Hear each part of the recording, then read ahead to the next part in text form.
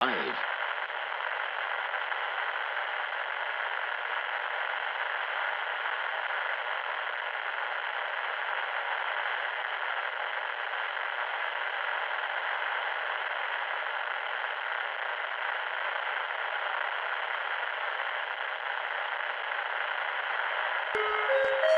This is DX Central Live.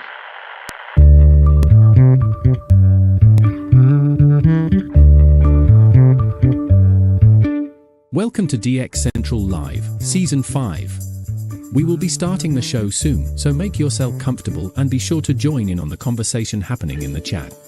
Also, don't forget to submit your shoutouts so we can celebrate together. The shoutout submission link is in the video description for our live stream.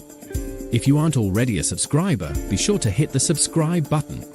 While you are at it, giving this video a like and leaving a comment are great ways to help out the channel.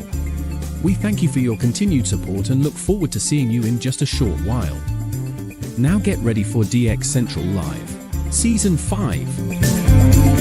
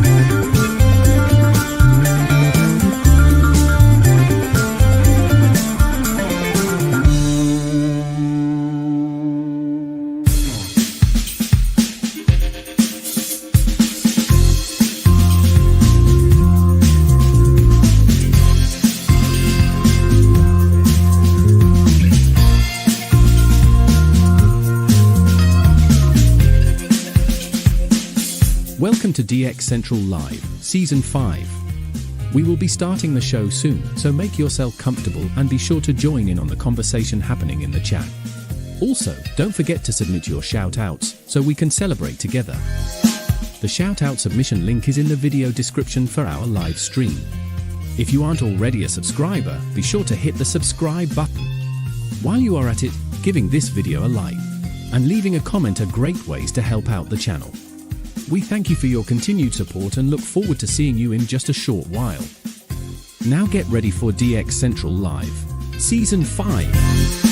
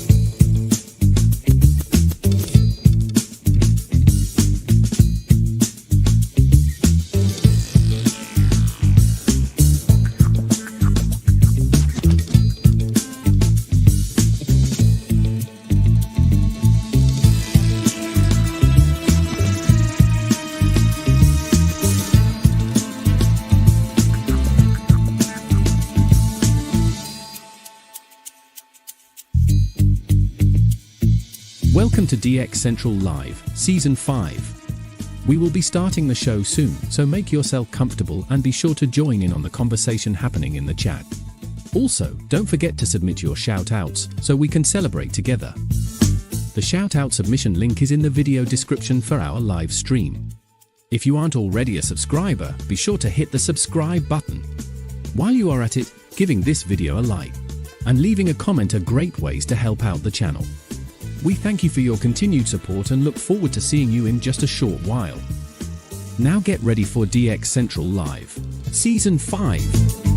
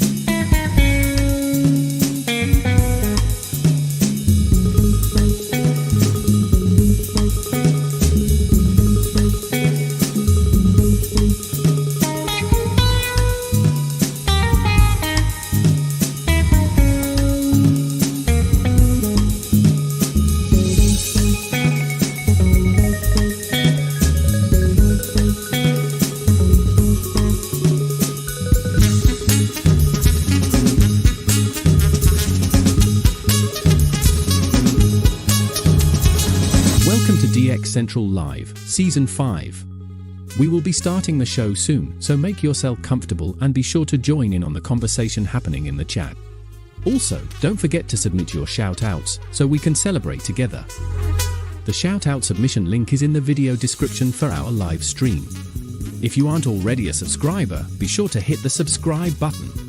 While you are at it, giving this video a like and leaving a comment are great ways to help out the channel. We thank you for your continued support and look forward to seeing you in just a short while. Now get ready for DX Central Live, Season 5.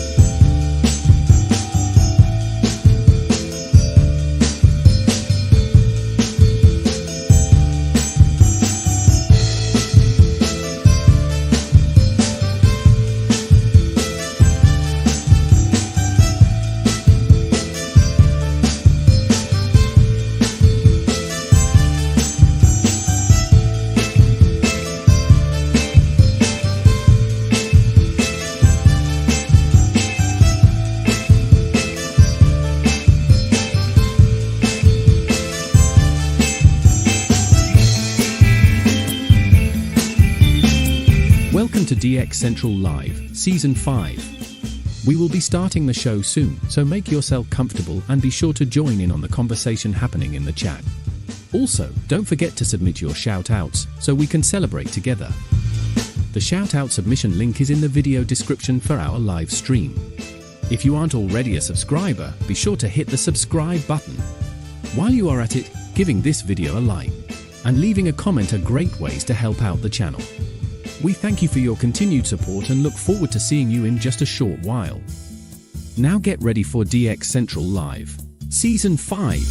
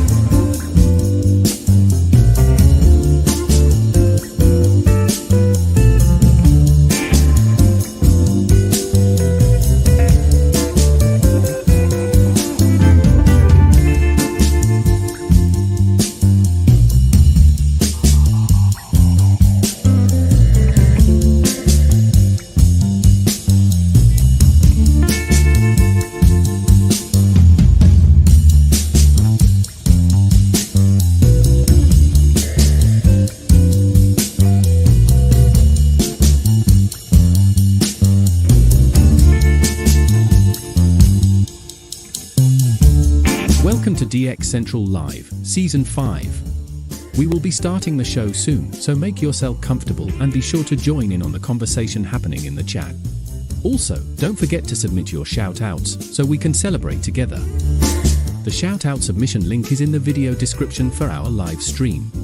If you aren't already a subscriber, be sure to hit the subscribe button. While you are at it, giving this video a like and leaving a comment are great ways to help out the channel. We thank you for your continued support and look forward to seeing you in just a short while. Now get ready for DX Central Live, Season 5.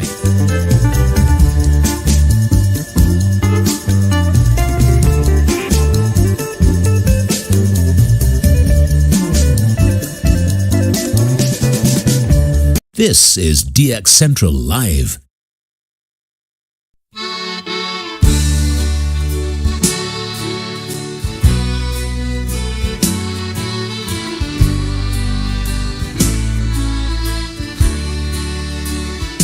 In the night, so dark and quiet, frequencies hum low like a riot. Tuning in with all my might, searching for a voice in flight. Cajun air, it holds the sound, radio waves from town to town. Static crackles, mix and turn, waiting for that name to learn. Signal fades, the name's unknown, trying to catch it all alone. Mystery calls the night, my friend. Search until the very end. Moonlight dances on the dial, rumbling with that Delta style. Notes float softly in the wind. Still I wait for news to send. Signal fades, the name's unknown. Trying to catch it all alone. Mystery calls the night, my friend. Search until the very end. Bayou whispers keep me still, craving for that lingering thrill. Misted voices lost in haze, echoes in this southern maze.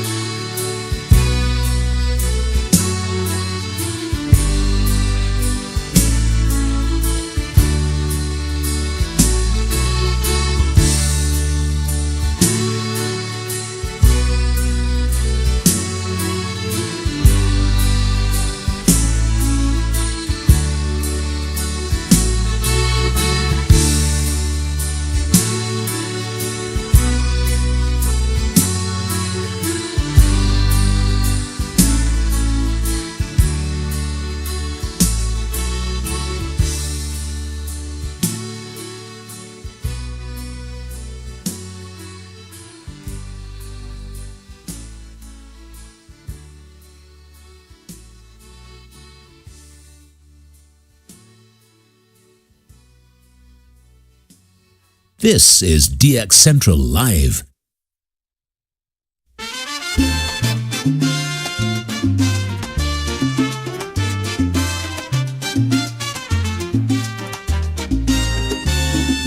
got his antenna way up in the air. Dreams of Latin music out there somewhere. Cards in his hand, maps on the wall. Late nights waiting, but he gets no call. All those radio waves, they play with his mind, searching for signals, but they're so hard to find. From Puerto Rico to faraway land, tune in the static, still no guitar in hand. He's there in the darkness, waiting for a sign, humming to the silence with a hopeful line. But the airwaves are quiet, nothing comes through. Just another night, feeling deja vu. All those radio waves, they tease and they taunt with promises of rhythms, but give him just one. From Puerto Rico, he's searching afar, dreams of a broadcast beneath the bright star. And in his small room, by the glow of the moon, he waits for a melody, morning or noon. Signals may fail, but his hope never fades. Seeking the music his spirit demands. Another dawn breaks, he's still at the dial. With every sunrise, he promises a smile. From Puerto Rico to far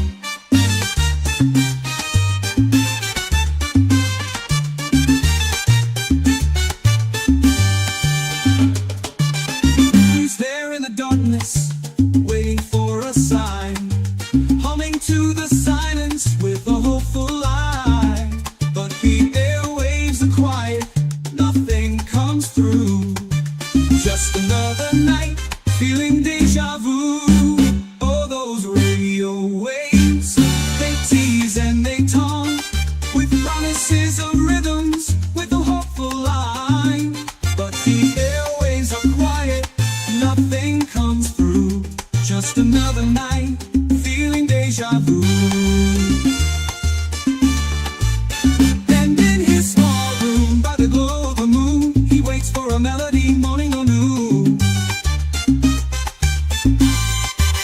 Signals may fail, but his hope never fades. Seeking the music his spirit demands.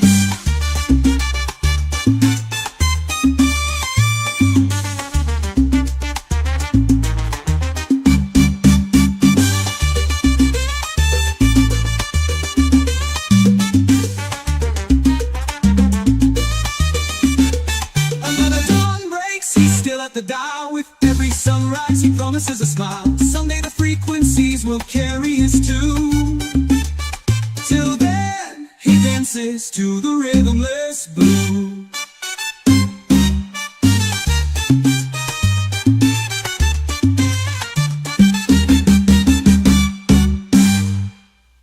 This is DX Central Live.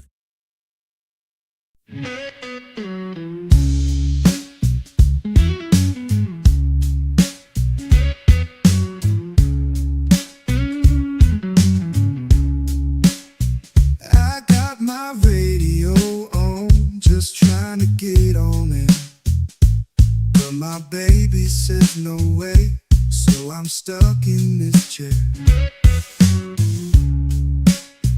I dream of signals far from north to east to west, but I can't put up no antenna. She says it's for the best. Dreaming of DX signals I can't hear. My baby won't let me, so I'm sitting here in tears. That static calls my name, whispering in my mind. But without that big old tower, the signals I can't find. I see the towers rise in a distant starry sky, but here I'm bound and tied, can't even say goodbye. Dreaming of DX signals I can't hear. My baby won't let me, so I'm sitting here in tears.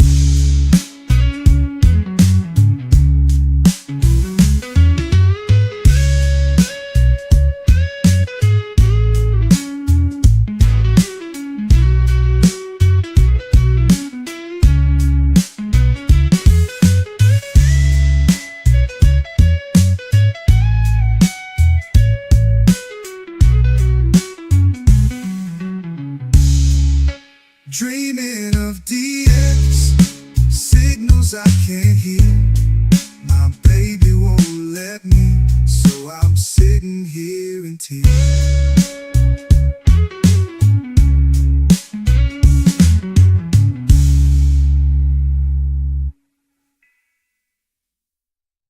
DX Central Live is brought to you in part by From long wave to satellites, medium wave through HF, ham radio to scanners. If you can DX it, the Spectrum Monitor has you covered. Editor and publisher Ken Reitz has assembled a who's who of radio writers to share their knowledge and expertise from a wide range of DX-related topics. Each month, the Spectrum Monitor's columnists dive into their specialties to give readers tips, tricks, the latest news and station updates, and more. The Spectrum Monitor also provides a monthly assortment of feature articles that give in-depth insight into the past, present, and future of DXing. You can get a full year of the Spectrum Monitor for only $24. Individual issues from the current year are available for $3 each. You can also purchase previous years of the Spectrum Monitor in their entirety for as low as $12. For more information, visit thespectrummonitor.com.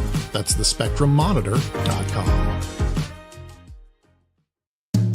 For more than 90 years, the National Radio Club has been at the forefront of providing DXers with the latest in station news, DX-related technical information, and reception reports from DXers around the world. The NRC's AM radio log, now in its 45th edition, is the most expansive and detailed resource of station information for U.S. and Canadian radio stations that is available in any format.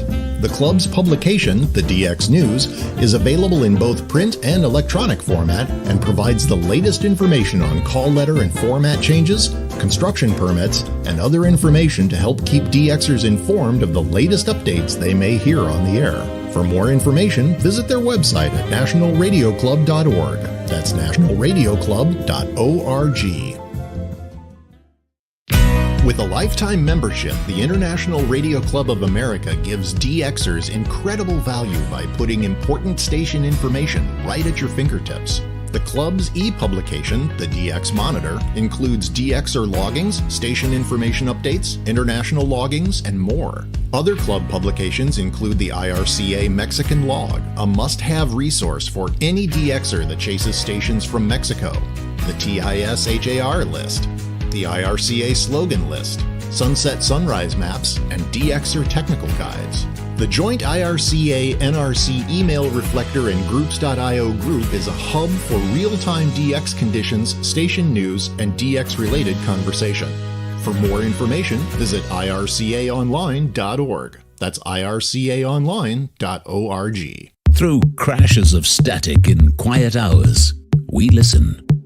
In languages we can scarcely understand, and of places we have only visited in our dreams, we listen. Incessantly, we perfect our array of aerials, receivers, and resources. We refine our skills and our techniques so that we might listen. We are DX Central, and we're all about radio. Visit us at dxcentralonline.com or check us out on YouTube. Search DX Central. Keep up with DX Central. Follow us on Twitter at DX Central.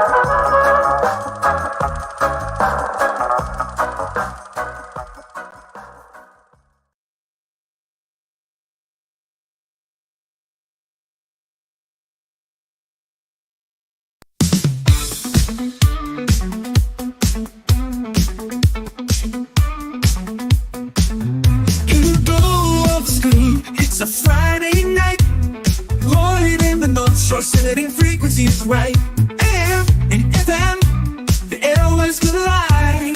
DX Central Live, where the signals can't hide. Tuning in the static, chasing down the sounds. Every single signal is magic we have found. All radios hum, the chatters all agree. DX Central Live is the place to be. Folks in the chat, shout out your call. From east to west, we're breaking down the walls. It's the magic of the night, where frequencies fly. Join us now on DX Central Live. From the Gulf South to your corner of the world, this is DX Central Live. now here's your host, Lloyd Van Horn. From the North Shore Studios, Studio A here in beautiful Mandeville, Louisiana, my friends. It is DX Central Live, Season 5, Episode 29, our season finale. It all comes down to this: 30 weeks of DX and challenges and shoutouts and grinding. It all comes down to tonight. And we have got ourselves a doozy of a night in store for you. Let me tell you about who all and what all we're going to be talking about tonight.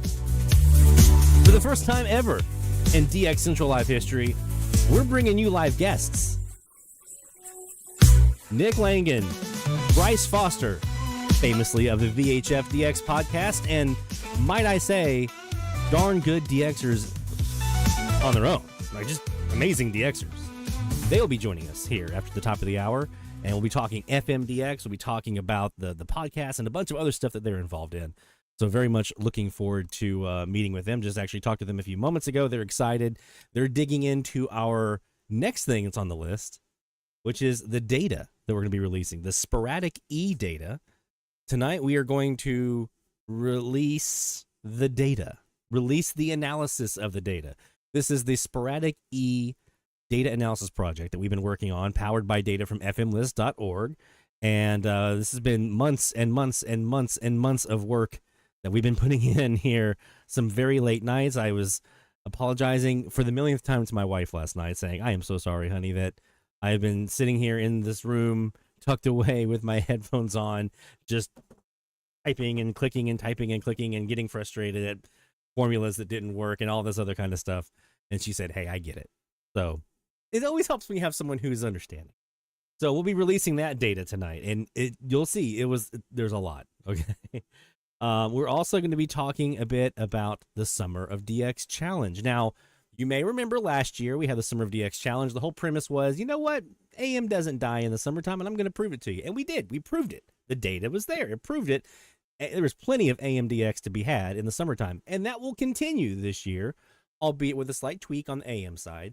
We're going to be adding in something this year on the Summer of DX Challenge that we've never done before, and I think you're going to like it. Actually, we're adding a couple things we've never done before.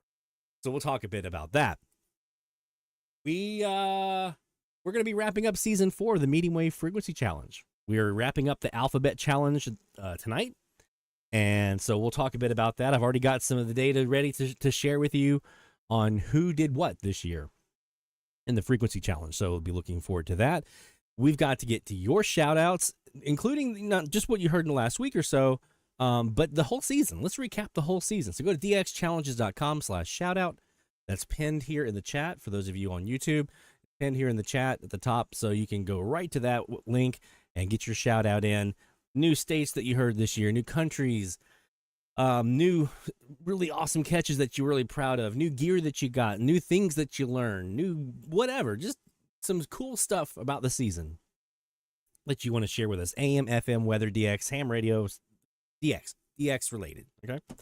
We're also going to talk a bit about, oh my goodness, the FM DX season has started and it is underway in a big way. We are now into May, so officially the FM Sporadic E season is here. But there are a handful of DXers, myself included, that got to get in on some early preseason action on Sporadic E recently. We're going to talk a bit about that. Of course, we've had some Tropo going on. We had a big opening in the Northeast, and so just all kinds of really cool stuff happening. On the FM side, we are going to talk some AM tonight. We're going to try to do some AM DXing once the sun goes down, and we have a chance to do that. So just so much to get to tonight, so we want to make sure that we have a chance to fit it all in. Since we are just now, not even yet, about probably an hour or so from sunset here, AMDX we're not going to do for this first hour. We'll be doing it later on in the show. But I do want to spend some time here just checking on some stuff here on the FM band, just see if we have any Tropo conditions going on, because we do have some potential for some Tropo this evening. So, with that being said, our first DX session is brought to you by the Spectrum Monitor, thespectrummonitor.com. Make sure you check them out and get yourself a subscription. Doesn't cost much to subscribe to an entire year of the Spectrum Monitor. You get FM DX stuff, AM DX stuff, ham radio, shortwave, utilities, all kinds of stuff. Just go ahead, just go. SpectrumMonitor.com, check it out, get yourself a subscription. You will not be disappointed. Every 3 months, there'll be a column in there for me talking about AM or FM DX as well, so you're not going to want to miss that. I talk about stuff there that doesn't ever make it onto the show or even here on the YouTube channel. We are sitting here on our ELAD FDMS3, which is paired with our 4-element Inov Antennas log periodic, sitting at 33 feet, perched up very nicely. Right now it's pointing kind of southwest-ish, because we were looking for some potential Sporadic E. We had some 6-meter action the last couple of days that had me thinking, we might have a little bit of maybe some FM trying to cook up. It never did.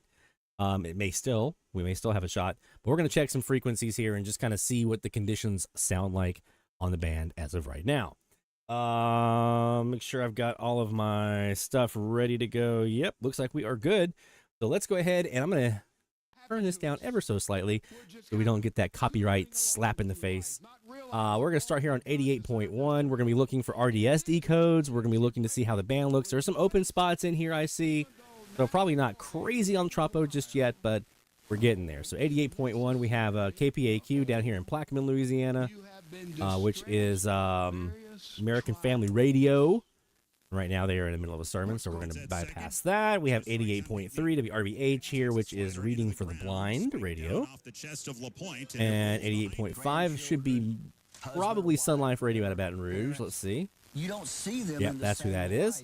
Let's go to the top end, which is where I'll be looking. So I don't see any signs here on the waterfall, at least, that we're getting any kind of low band E skip enhancement. We'll double check just to make sure. Let's start here on the top end of the band and see if there's any sort of tropo coming in. There's a couple of target frequencies we can look at. Yes, Shooterix, we got you in there. See your chats. And I see Mamacita's in. Hey, Mamacita, welcome. Let's go ahead and take a look and see if there's anything starting to pop in here on the top end of the band. We also do have some tropo stuff that we captured earlier this week that I haven't even had a chance to touch yet. We can review those as well. But let's start here on the top end of the band and see if we can work our way down. Nothing so far on 107.7. With this line. Or 107.3. So this looks fairly dead band. There's a couple frequencies I can look at here that will tell me for sure. World-class care and Comfortable. So this will give you an idea of some of the techniques that we use when we're looking for openings here. Tropo, I start high, work down. And E-skip, it's the opposite. I'm working from the low and working my way up. For perfect. HD, WDL, there's a local here. Franklinton. It's Empire, Louisiana there. Let's see.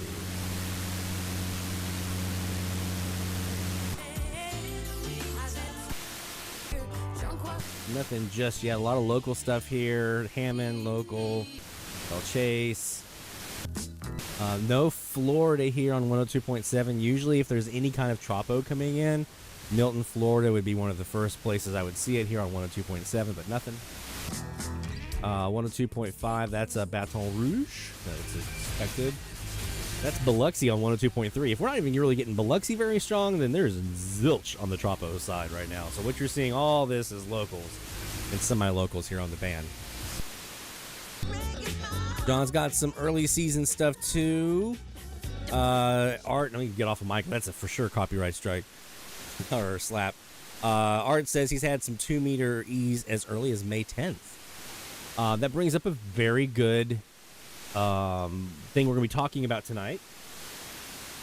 We will be looking at, in our Sporadic E data analysis, we'll be looking at the month of May and seeing if there's anything that the data tells us of what to expect for this month of Sporadic E. That would be Baton Rouge. There's local. Yeah, that's Baton Rouge. So a lot of stuff locally here. And semi-local. The following parishes in Louisiana. Oh, we have an EAS alert. And St. Landry. Remember, a severe thunderstorm watch means the conditions are favorable for the development of severe. Art says the sun has been a mess today. E's on both 10 and 6 has been pretty quiet. Yeah, I noticed there wasn't a whole lot on the 6 meter PSK reporter map today. Persons should remain alert for rapidly changing weather conditions and listen for later statements and possible. I'll pull that up here in a minute.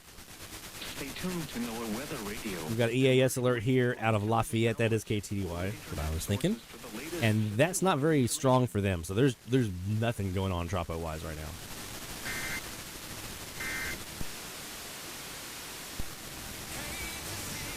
We have 99.5 local. This is another Lafayette New Iberia station. Very weak. Well, lucky if they see our that's Franklinton. Local. We have some local Spanish stations here. Inclusive Care, nuestro equipo de profesionales. See if we can get an idea of these guys. I mean, I know who it is, but let's see if we can get an idea out of it because we are almost at the top of the hour. East Bank o West Bank. A través de nuestros programas comunitarios, estamos construyendo un futuro más fuerte y saludable para todos. En Inclusive Care, el futuro es más brillante. Visita inclusivecare.com para obtener más información o programar su cita hoy mismo al 504-341-4006. Inclusive Care, el futuro se ve brillante con A of 35, K of 4. Eesh. Oye, Gonzalo, ¿con quién tienes tu vehículo asegurado? Con Freeway Insurance. ¿Por qué? Recibí mi We do have our antennas on the AM side pointing south again, so once the sun sets, guess what we're checking? We're looking for Latins. Y nos ahorraron bastante dinero. Eso me suena bien. Tienes el número. Les says, excited to see Nick and Bryce tonight. If you're not listening to the VHF DX podcast, you're missing a treat. Yeah, that is exactly right. You're missing out on some really good information and intelligence on FMDX. Highly recommend. I've learned a lot listening to their podcast. A lot. Lot. DX Central Live Top of the Hour Alert.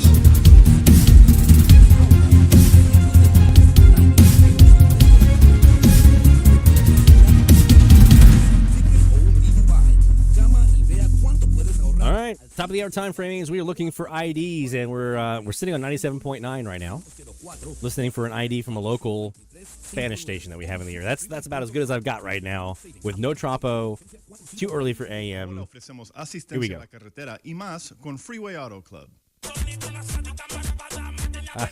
Barbería The G-Spot, la barbería para mis latinos en Kenner. Cortes a la moda. Link to the podcast. Barbería The G-Spot. Aproveche nuestro especial. Menciona que lo escuchaste en la radio. Cortes de pelo, $20 de lunes a jueves. Sí, $20. Pregunta por Henry, David o el Bori. Estamos abiertos los 7 días de la semana. 3817 Williams Boulevard. Con el teléfono 504-338. There are, it obviously depends on where you get your podcasts from. Spotify, Apple Music, just look up VHFDX podcast, but there you go, there's a link. Ya tenemos comprado los boletos para viajar a Honduras. Ah, qué bueno. ¿Me podés hacer el favor de llevar esta muda a mi primo? No pesa mucho. Ay, hello, Jacob. Con mucha pena le digo que no podré. Las aerolíneas ya no permiten tanto peso y cobran carísimo por llevar maletas adicionales. Hacé lo que yo hago. Antes de viajar a Honduras envío todo 2 a 3 semanas adelantado con la empresa más responsable de Nueva Orleans. Envíalo con Navivan. Navivan envía a todo Honduras, incluyendo las islas de la bahía. Son los meros. Navivan ofrece salidas todas las semanas. Ubicado en el 200 Crofton Road, edificio 10, en Kenner. Navivan, atrás del aeropuerto viejo. Navivan, 5. See our auto logger map. It's not saying much outside of our local area here. 464-5680. Enviando a su familia con familia.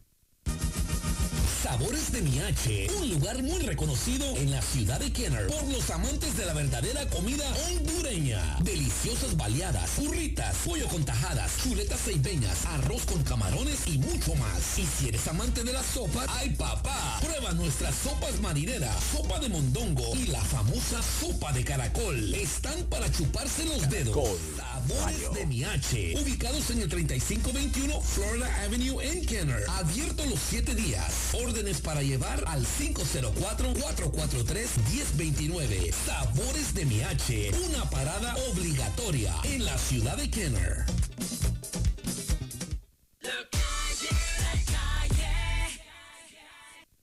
That's all we get is La Calle? Ay. Home for the Black Information Network. There's BIN. 1280 AM WODT, New Orleans, the Black Information Network. Tell your smart device to play the Black Information Network on iHeartRadio. See, there's a neat, local. That's Baton Rouge, essentially. Local. This would be the monkey. Maybe the gorilla. Always get those two mixed up, as you would imagine. Which one's the gorilla, which one's the monkey? It's all...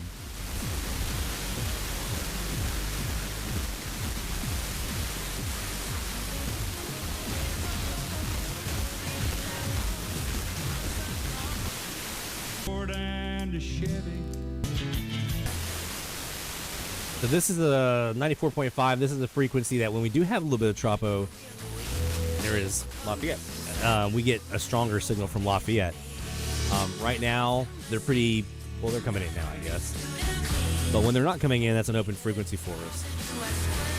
So this tells me that, okay, the fact that they're starting to come in, maybe a little tropo is built. Maybe. That would be Slidell. That's our local... This is a low power station. This is an LP-FM station in New Orleans. 30 miles to my south. This is an LP-FM sitting here at, I mean, it's a negative 90-ish dBm. But that's a pretty big signal for an LP-FM 30 miles away, if I'm going to be honest. Maybe XNO. Come on, guys. But Clippers end up winning. Bet. That's usually Clinton, Louisiana with K-Love. They're not there right now. So Tropo is not here really and too significantly. Healthy body. So yeah, there you go. Let me double check real quick on the low end down here and double check just to make sure. I have just reached this for me. 90.3. A South Korean presidential that's candidate some AH still and faces legal trouble over allegedly all violating. right, so that's it. That's the conditions we find ourselves in right now. Not a whole lot cracking right now on the FM band. Still too early for AM. So we'll be doing some more live DX as we get into the evening. But it's time for us to do something we've never done before here at DX Central Live. The first thing we're going to do is take a break, which we do that all the time. Then we're going to come back and we're going to have not one, but two live guests, Nick Langan and Bryce Foster. So don't go anywhere, my friends. We're just getting started here on this season finale of DX Central Live. We'll be right back after this. DX Central, because we're all about radio. Visit us at dxcentralonline.com or check us out on YouTube. Search DX Central. DX Central Live is brought to you in part by... For more than 90 years, the National Radio Club has been at the forefront of providing DXers with the latest in station news, DX-related technical information, and reception reports from DXers around the world. The NRC's AM radio log, now in its 45th edition, is the most expansive and detailed resource of station information for U.S. and Canadian radio stations that is available in any format. The club's publication, the DX News, is available in both print and electronic format and provides the latest information on call letter and format changes, construction permits, and other information to help keep DXers informed of the latest updates they may hear on the air. For more information, visit their website at nationalradioclub.org. That's nationalradioclub.org. With a lifetime membership, the International Radio Club of America gives DXers incredible value by putting important station information right at your fingertips. The club's e-publication, the DX Monitor, includes DXer loggings, station information updates, international loggings, and more. Other club publications include the IRCA Mexican Log, a must-have resource for any DXer that chases stations from Mexico, the TIS-HAR list, the IRCA slogan list, sunset sunrise maps, and DXer technical guides. The joint IRCA-NRC email reflector and groups.io group is a hub for real-time DX conditions, station news, and DX-related conversation. For more information, visit ircaonline.org. That's ircaonline.org.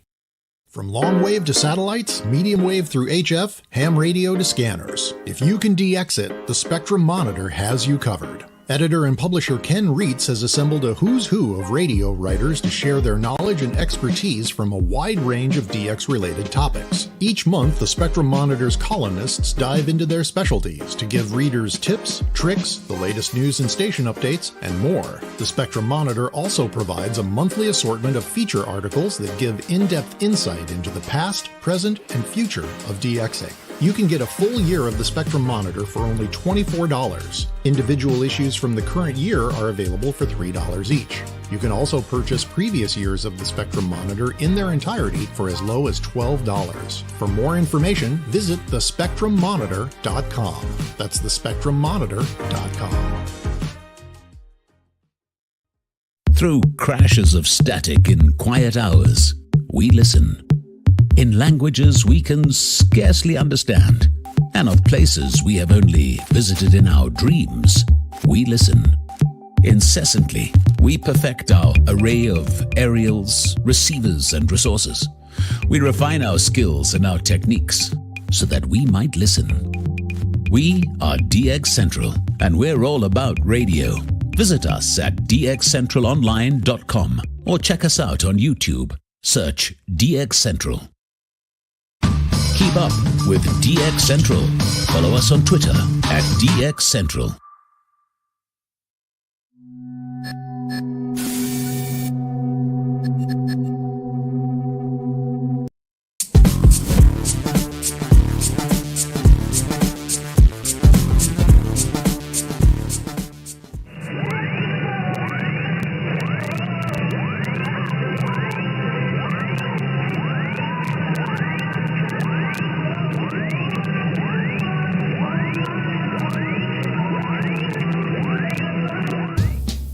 You're watching DX Central Live with Lloyd Van Horn, and that's a very wise thing to do.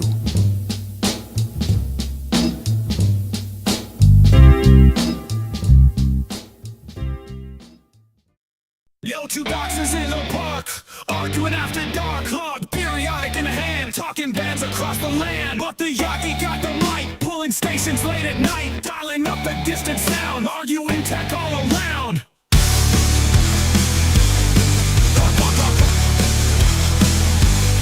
Log versus Yagi, which one's the key to hear the far-off frequency in the FMC? From the DX Central North Shore Studios, this is DXC Live. Now here's your host, Lloyd Van Horn. It's DX Central from the North Shore Studios here in Mandeville, Louisiana. Beautiful Mandeville, Louisiana. Lord versus Yagi, which one's the key to hear the far-off frequency? Why choose? Why not have both? Let's get both. A Yagi and a log periodic, get both. We are here on our season finale of DX Central Live, and we have some special guests who will be joining us here in just a few moments. They're in the green room right now, getting situated. Will be joining us here in just a few moments to answer some questions, talk about some of the stuff that they've been involved in, like the VHF DX podcasts, some of their favorite DX seasons, that kind of stuff. So be doing that here in just a few moments. Before we do anything else, though, I do want to get to your shout-outs. Let's do your shout-outs real quick and give you guys a chance to pat yourself on the back and let's celebrate together. A couple more times this season. Let's do it. Hear the call for every signal, big or small, from AM to FM, from C to C. We celebrate the ones who slag the IT. Shout out loud, let it be known, you're never DXing all alone.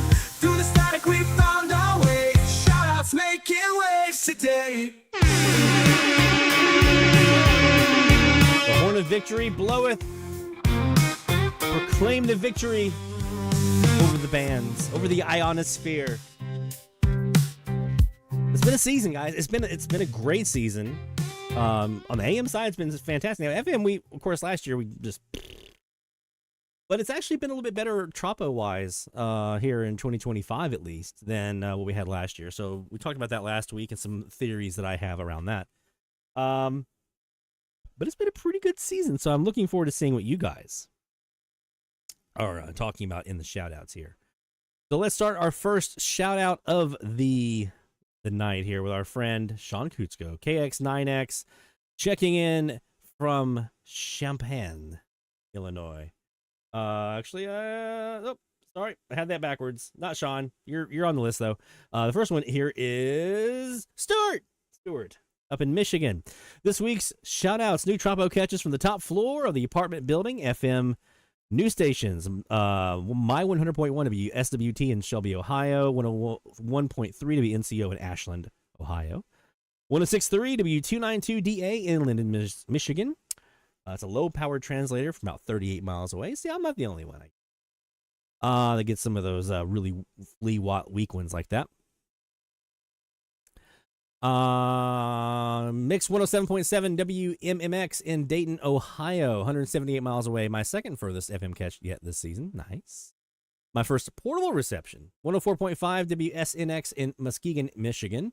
On the NOAA Weather Radio side, news station WXJ58 on .55 in Fort Wayne, Indiana, just underneath my local station, he says. Also added some new gear this past Wednesday, the TEF6686 portable. Woo!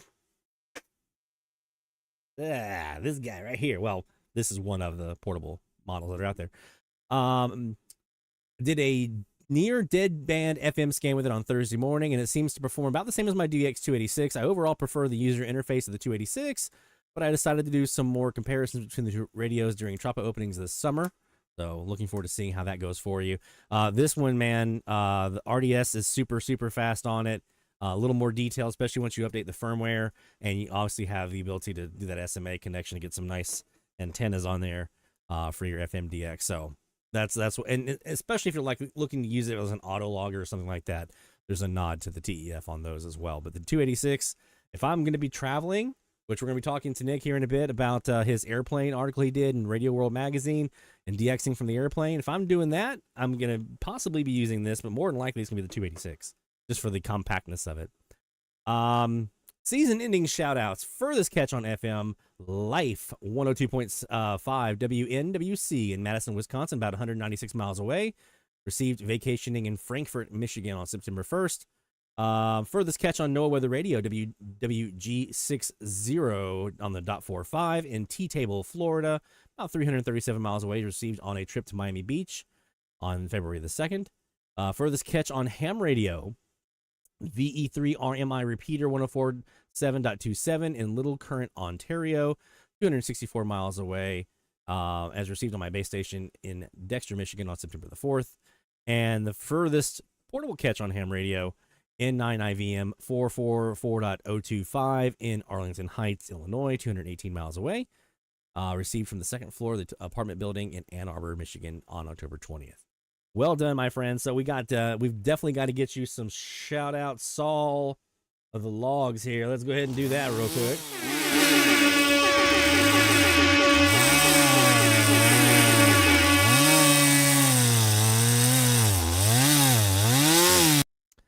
Well done, my friend. Well done, Stuart, and glad to have you in here. He's got some clips in here we're going to play a bit later on as well as we get into the show tonight. Mike Jeziorski, Mexico. Mike J down in Mexico. Greetings from the Mexican state of Veracruz, which we are touring over a long weekend. Lucky duck. Love to hear some stations down that way this weekend. How about it? Let's make it happen, man. My two great DX achievements this past season, we're hearing XEPET 730 in Yucatan to log all 32 Mexican states and logging KBOI 670 Boise, Idaho, a long pursued target.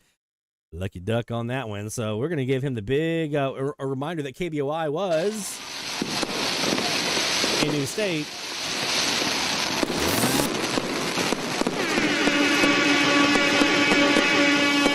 And the New Mexican state as well, which we celebrate thusly.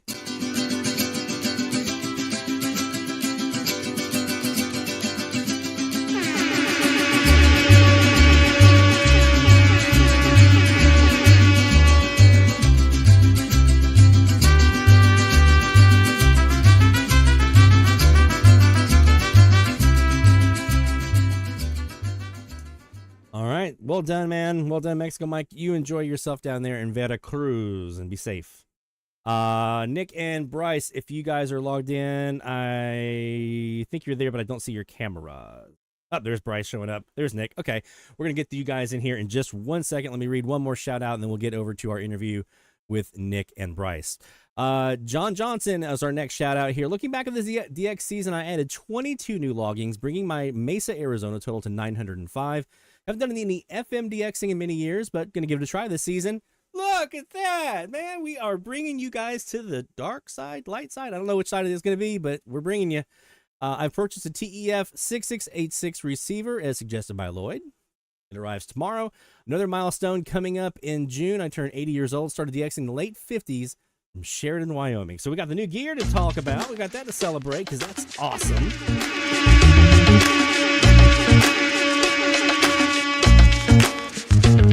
Very excited to see what John has out there in Arizona this year. Be sure, I know you watch the replays, man. Be sure you're logging that stuff to FM list and W Logger so we can talk about it while you're doing it, and then the FM list so I have the data. And then we got the new logs in there for you as well. 22 new ones. That's amazing.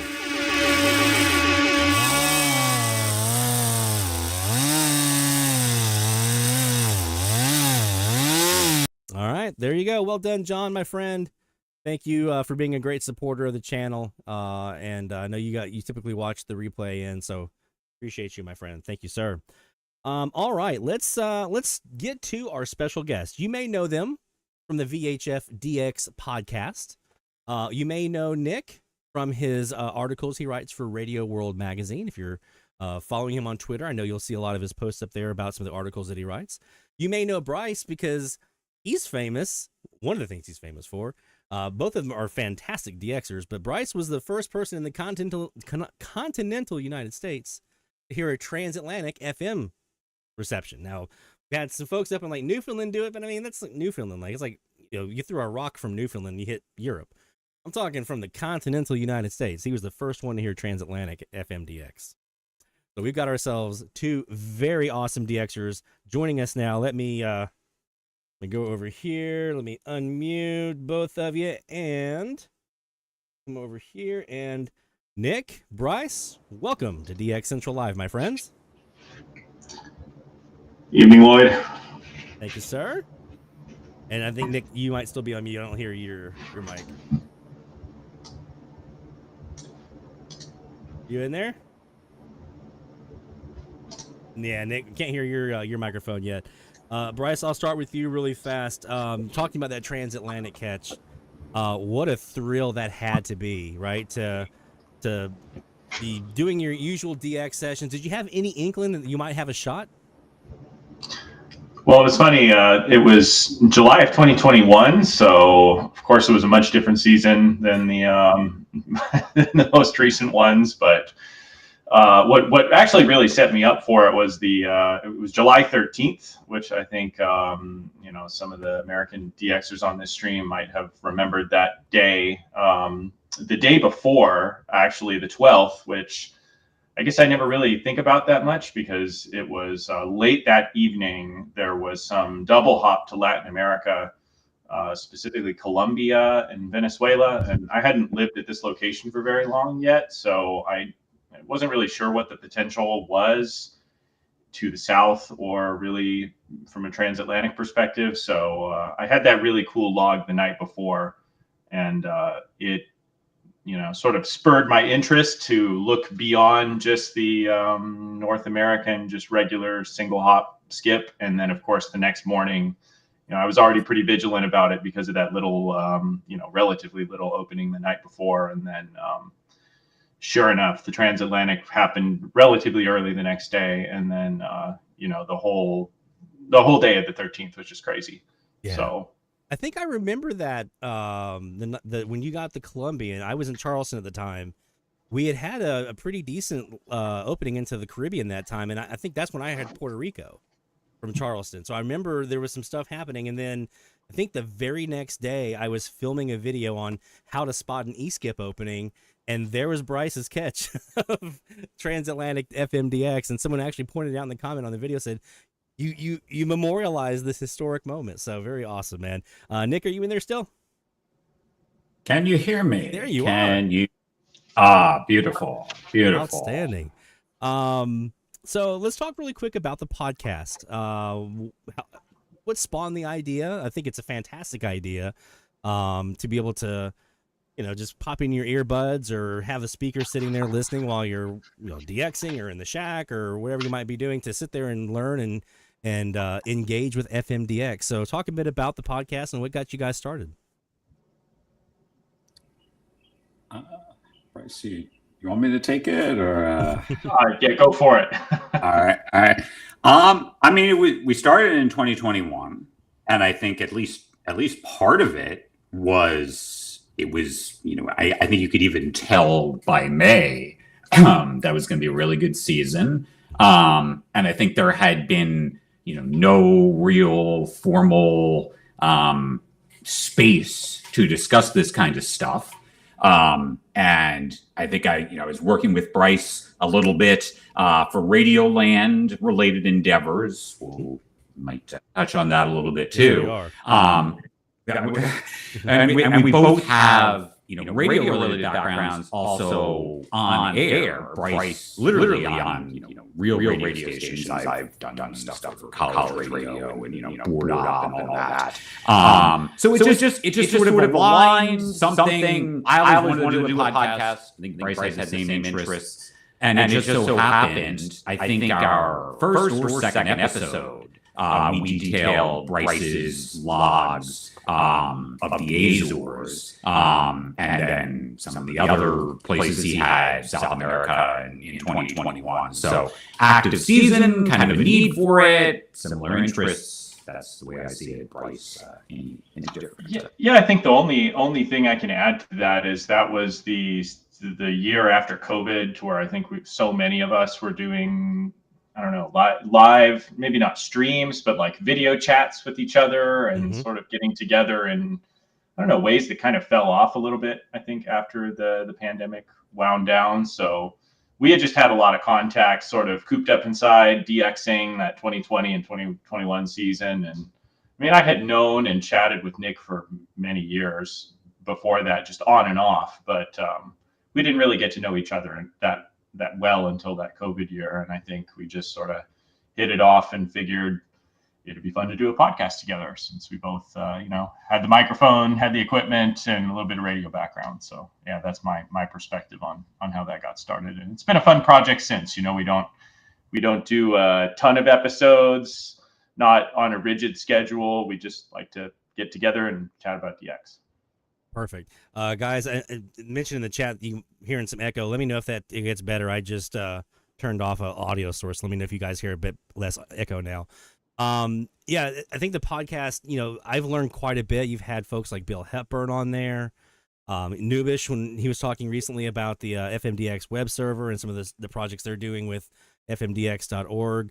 Talking about like Auroral DX, and Bill talking about Tropo stuff, and just all the ways you guys have covered the different aspects and the different things that are kind of like built in. Because with AMDX is AMDX, right? Like you turn on the radio, and I tell people this all the time, like you turn on the radio and any given night you can get DX. FM, you got to work for it a little bit more, right? You've got Meteor scatter, you have to have the band open, so there's a little bit more work and planning and kind of thinking that has to go into it. And I love the way you guys incorporate some of those different elements of propagation, and what's actually happening out and what people are hearing, like Chris Cadlick talking about lake enhancement from Tropo and things like that. So absolutely fascinating stuff you guys have. Well, thanks. FMDX, I mean, has always been, I feel like, both of us, I don't think either of us really do a lot of medium wave. I have started a little bit since I'm in Cape Cod, and it's a pretty good location for all forms of DX. But yeah, it's just a very FMDX, back to the topic, is, it's fascinating. It's kind of elusive, and there's so many tricks, especially with new technology, which I think is another part of the podcast. There's always something to talk about. Especially with this, open source. You alluded to Nubish and Chef Verhoeven, who we also spoke to. Those guys and that Discord community they have. The amount of innovation is crazy compared to the first 50 or 60 years of people doing FMDX. So there's no better time than now to have a ongoing discussion. There's lots to talk about. Absolutely. So let's talk a bit about kind of how you guys got started. And I know, Nick, you alluded to the fact that both of you and Bryce have some broadcasting pedigree, and I have some background in that myself. So I feel like a lot of us that are in the radio hobby have some sort of tie back into broadcasting, either an interest or actual experience in there. But Nick, I'll start with you. How did you actually get started in DXing itself?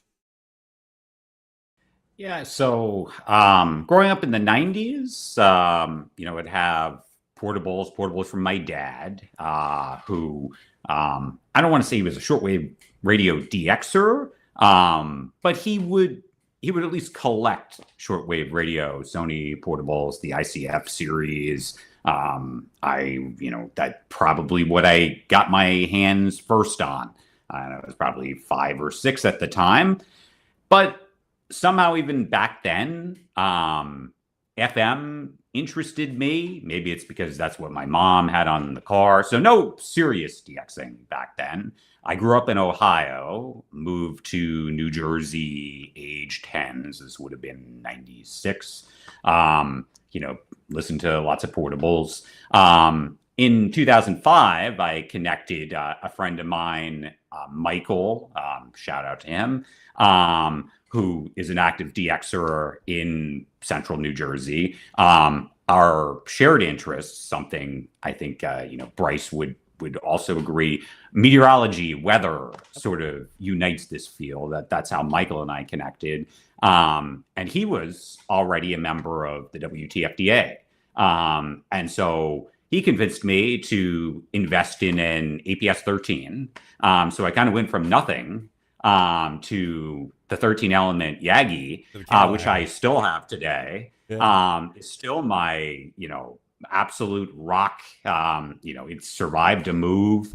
And so, when I heard, what I was sort of always under the impression here in New Jersey, coastal tropo from Cape Cod to Virginia, like that was the extent on portables. And I think people would have this perception. Summer mornings, you hear it when the temperatures are warm enough and there are inversions. And I really wasn't too familiar with E-skip. It was not until I, started seriously, and I'll, specifically cite an opening in 2006, an E-skip opening, June 10th. I heard 92.9 KRWN, Farmington, New Mexico, which is now on 92.5. It has since moved. I heard it on the flight that I wrote about in Radio World, so coming full circle. But that was a double hop at over 1,800 miles. So that sort of hooked me. At that point, it's, can you top this, basically? And so, I feel like I've had a lot of fun in what will now be somehow my 20th year doing this. And Lloyd, as I'm sure DXing, I'm sure you hear from folks, the band makes it tough, the FM band, that is. But I think in so many ways, Bryce was talking about it with the open source community. I feel like this is the best time to do this. Like all these tools, what you've shown over this series, it's SDRs, diversity mode. I'd love to touch on. It's a pretty good time to be an FMDXer. So that's kind of my path to this. So. Really is, yeah, outstanding. It's amazing how there are so many shared experiences amongst DXers. Meteorology, geography always seems to be in that list as well, and just a general electronics interest. Bryce, same question for you, my friend. Yeah, DXing, I've been doing it since I was 13. So I got a Bose Wave radio from my grandparents back in that time, which that would have been, right around the turn of the millennium. I was born in 1990, so yeah, like 2002, 2003. I got this radio, and I was going through a music phase at that point as a young teenager, listening to country. And the only country station in near LA where I grew up went off the air or changed formats. So it was 93.9 KZLA, which was line of sight. I lived within line of sight of Mount Wilson, unfortunately, for attempting to DX in Southern California at the time. And we had a range of hills to our east, and the only other country station that was on the air at that time is, I believe it still is a country station, 95.1 KFRG. They go by K-Frog. And there was a big giant hill right to the east of our house in between us and that station. So I would try to listen, and I would be, standing on one foot on my bed, trying to mount the antenna that came with the Bose Wave radio in just the right position so I could pick this thing up. And I would notice on like warm evenings, it would come in better. And I was so confused because I thought I got my antenna to just the right spot, and the signal kept changing. And at that point, it was like the early internet. I think we had just gotten DSL. And I, went to the den where our family computer was and started like trying to figure out why radio signals change from day to night. And I learned about this DX. But of course, I mentioned the hill to the east of our house. I've learned a lot about terrain, since that's kind of how my DX started. So I tried so hard. I had my dad call and order the Weingard 10-element antenna, which was, I think, one of the better antennas at the time from Stark Electronics, which was, I think they went out of business a few years ago, but I feel like a lot of people bought antennas from that outlet, and they were in Michigan. Got that antenna shipped across the country and went with my dad on the roof and set it up and tried for DX, and had almost no luck because we just pointed straight into this hill that would, in Southern California, east is pretty much the main direction. And then after about a year of trying, I witnessed a really huge E-skip opening to the south, which was a terrain clear direction for us down to Mexico. And so DX was just super elusive, and I got really hooked, and I tried and tried and tried. And it wasn't until I really moved away and went to college, you know, I on and off did FM DXing, you know, despite this very challenging DX location, and then moved to Tennessee to go to college when I was 18.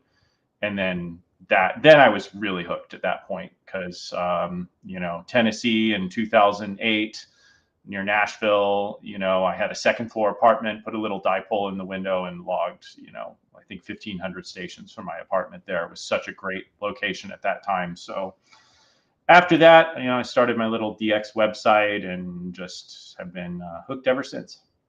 Awesome. Speaking of, I know some of you guys mentioned in the chat as well, Bryce is also famous for his SDR console tutorial videos, which, man, I have been using console for years, since I guess 2018. And when you put that series out, I learned a lot just from, I was like, holy crap, I never realized, I never knew that. Like the navigator in the waterfall navigator, to be able to kind of go through the waterfall, the data file analyzer for Meteor scatter. So if you have not checked out Bryce's videos on SDR console, and you're interested in FM DXing, even if you're not, if you AM or FM, there's some good stuff in there. Go check them out. You're going to learn a lot. Also, some questions also in the chat here, and you guys definitely keep those coming in, and I'll cross-check with what I've got here. We'll make sure we cover as much as we can here today. Let's talk about some of the techniques that you use to spot an opening, or, you know, when you sit down to DX, what's your process that you use for that? And this kind of translates into a tip that our friend Barry asked, you know, if you had like one tip to give to a DXer, what might it be? So kind of correlate that. So what's your process, and what do you think might be like a technique that you use that gives you that little extra edge to be able to spot those openings and get in there in DX? Nick, I'll start with you. So this is easier said than done. It is 2025, and I know if you're DXing in a metro area, open channels might be a foreign concept. I am very sympathetic to that. But I would try to identify probably lower in the band where the MUF is likelier to at least start. Identify 2 or 3 key channels that maybe it's a semi-local. Maybe it's just, you know, you can position your TEF or Quadosin in a certain angle where you can null a local. The 2 or 3 best channels, and just try to focus on that. And this is specific to Sporadic E. It could impact Tropo as well. I think for somebody starting new, that way, you know, sometimes I feel like that the biggest mistake I see are newer DXers trying to use channels, wondering why they're not hearing DX, when chances are, whether it's an HD radio sideband or whether it's a semi-local, it's not going to overcome it. So start with a baseline of channels. What do I use? To an extent, there are some channels I know, depending on direction. Now, this is, you know, also contingent on having a directional Yagi, that, you know, specific to E-skip, that I rely upon. And what helps me tremendously, you know, I don't think I'm breaking any ground. I know you've mentioned it. I know it, you know, can be controversial in some circles, but I do think the FT8 spots, specific to E-skip, if they are plentiful, if there's just a handful, you know, you could probably throw them out. It's probably not going to correlate with MUF rising to the FM band. But if, you know, whatever you use, PSK, DX maps, whatever it might be, if that really starts to populate, that's probably my first alert, and or the FM list alerts. I think, you know, this is something 5 years ago would not have been reliable just because of sample size issues. And now we're at the point in 2025, at least in my neck of the woods in the Northeast and Mid-Atlantic, where I think there's been a few times where somebody spotting on FM list causes me to then look at my rabbit ears autologger, or vice versa. You've talked about rabbit ears enough that, so there's a few ways. I still think 6 meters is great. I wish I had a 6 meters set up myself, or FT8, but, I'll look at the maps, FM list alerts, and then the rabbit ears autologger, combination of the three. So those are some things, I personally rely on. Awesome. I mean, it's amazing that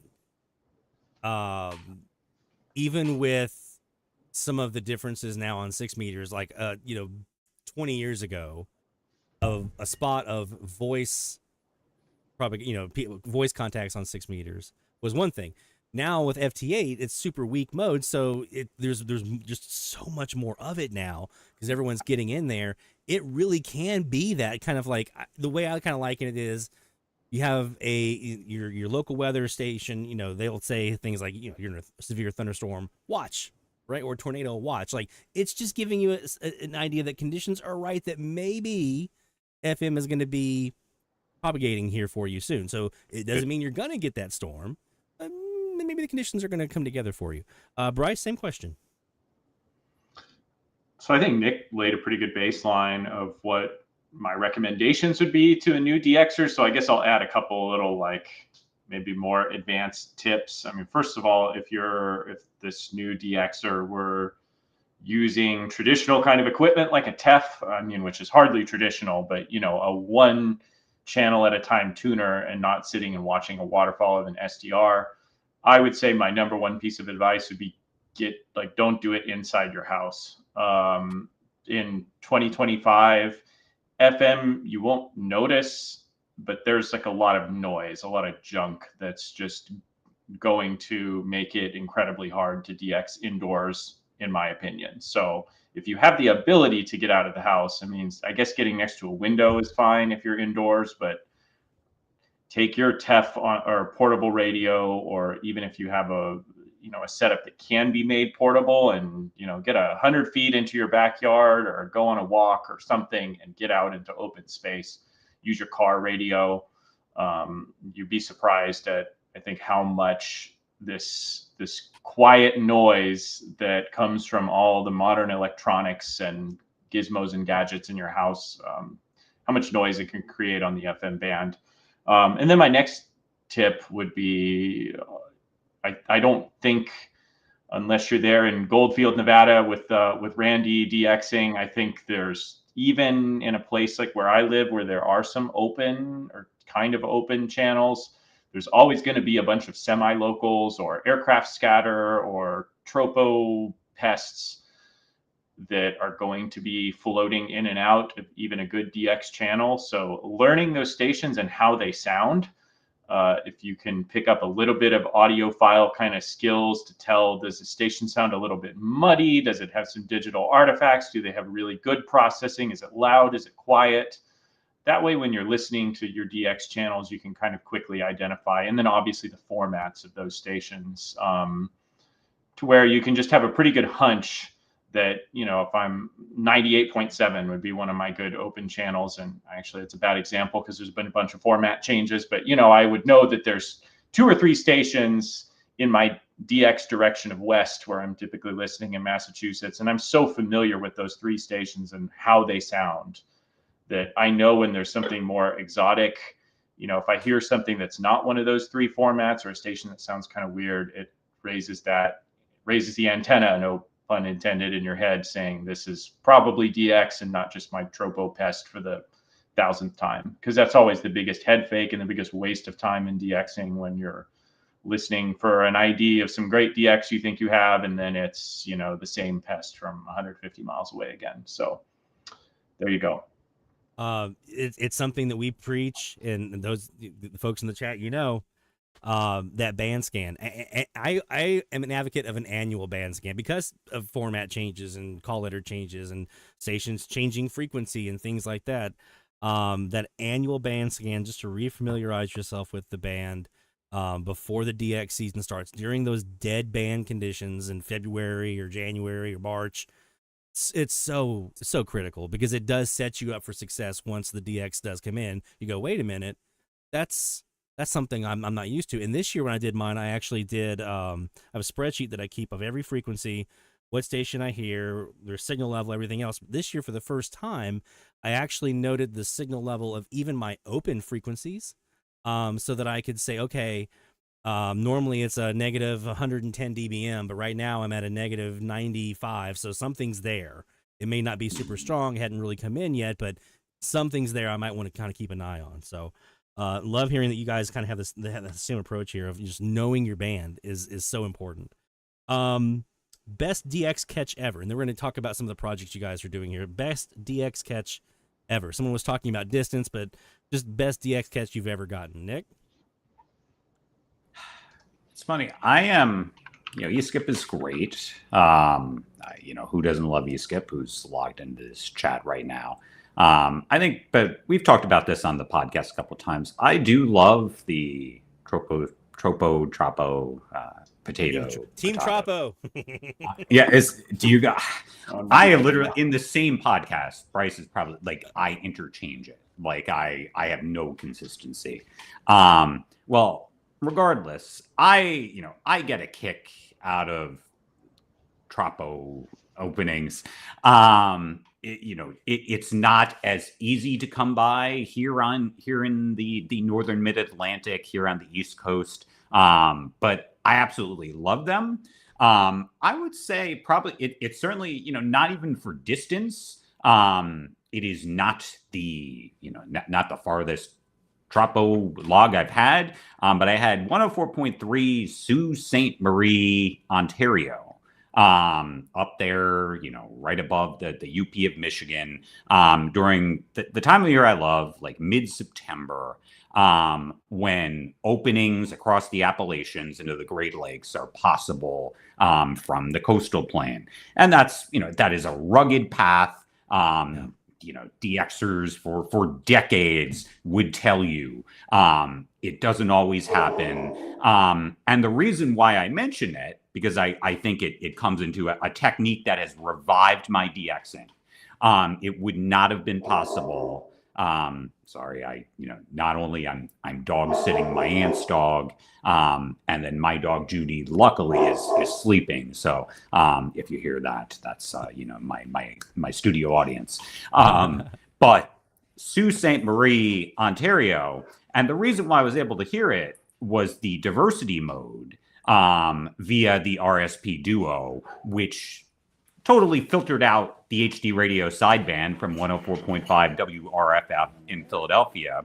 And diversity mode not only has opened up channels that, would not be DXable, I feel like there's been circumstances where, and this is, I'm the podcast that we haven't released yet, we'll release soon, I've got to do it, talks about, using diversity mode to your advantage a little bit, because you could actually tweak it to, it's used, the ideal use case for diversity mode is to strengthen signals. So I feel like there's been, particularly with inland Tropo stations, that it has revealed that I wouldn't have been looking for. So Sault Ste. Marie, Ontario, which is about 680 miles to my northwest, on September 19th, 2022.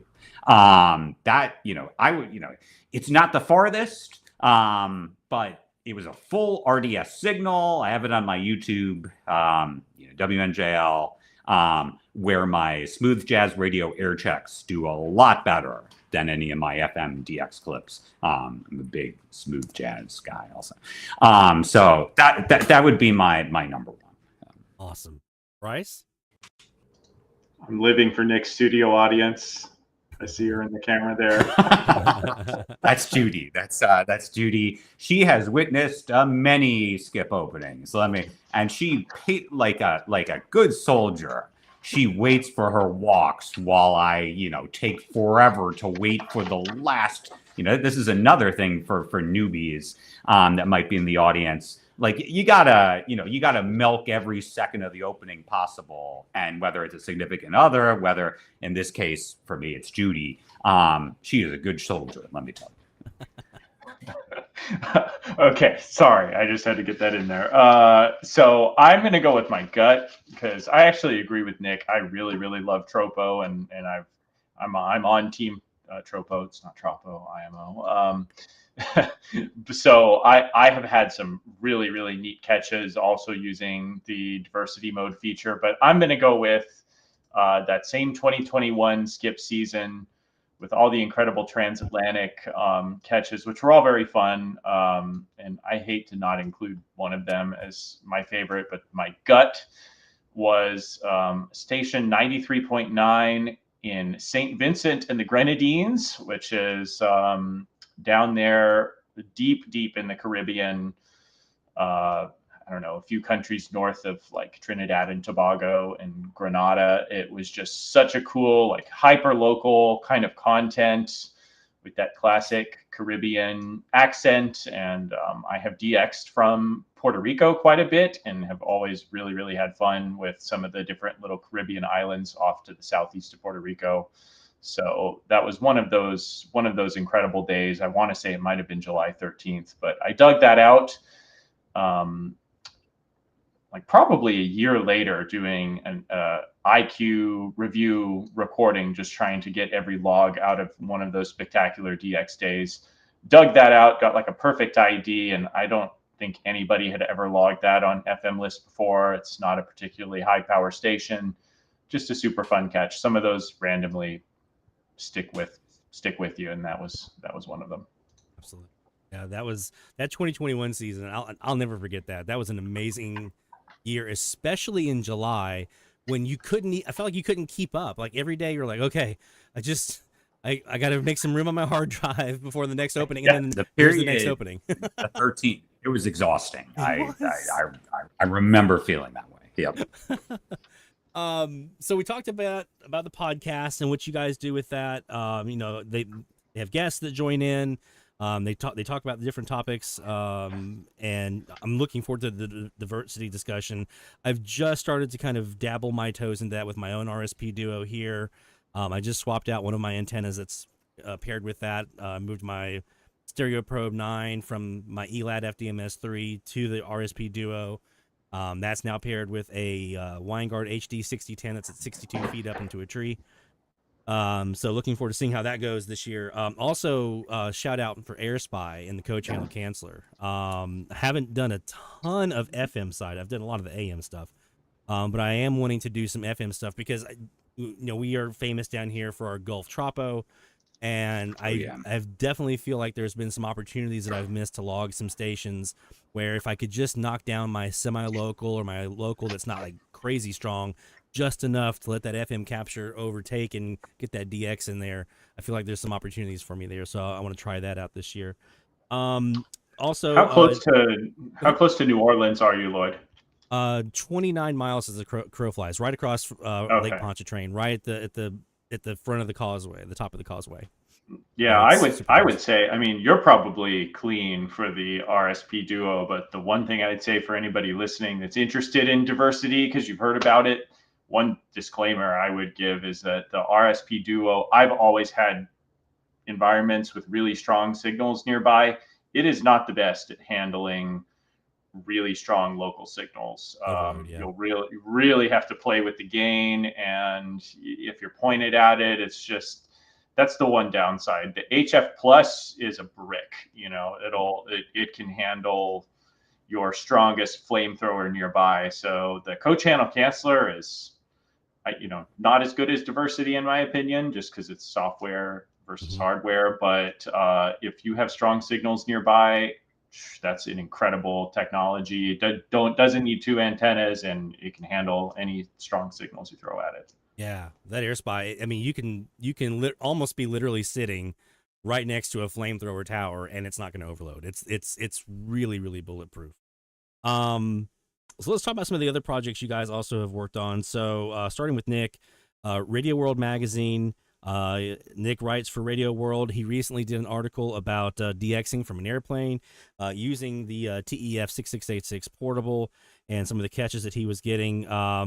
So talk a bit about your writing that you do there for Radio World and how a DXer might find some benefit.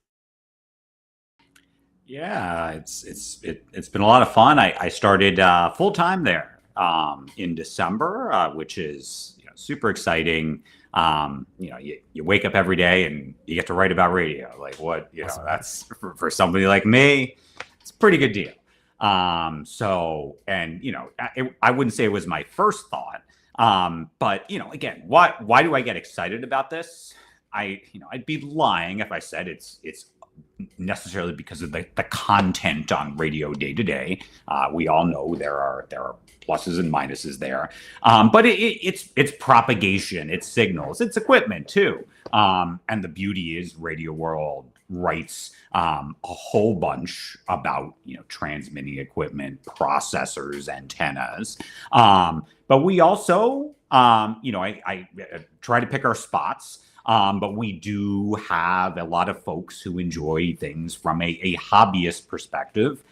So I now have this column I call Nick's Signal Spot that runs every other week. And I can tell you for sure, as we get into eSkip season, there will definitely be eSkip related articles. I think what sort of fueled this, I feel like you probably talked about it, Lloyd, or at least it happening. There was an incredible late night eSkip opening back in January that blew away anything I heard in 2024, which was, we won't waste energy on it. But again, maybe when we talk about your data, but that was a, dreadful season. But the late night of January 14th, 2025, phenomenal opening.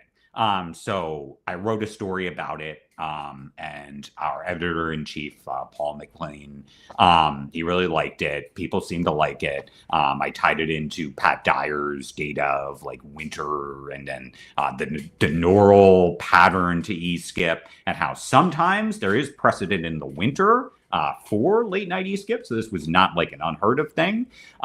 So now I hope to sort of make it a regular feature. And so at the beginning of the month, I got to go to the NAB show to cover it for Radio World, as well as our sister publication, which is the NAB Show Daily. And so I flew Philly to Las Vegas, and about halfway through, I decided, I brought the TEF, and I've, as probably folks in the audience, I've DX'd with the little audio Vox portable, Walkmans. Actually, I have a YouTube video on my feed.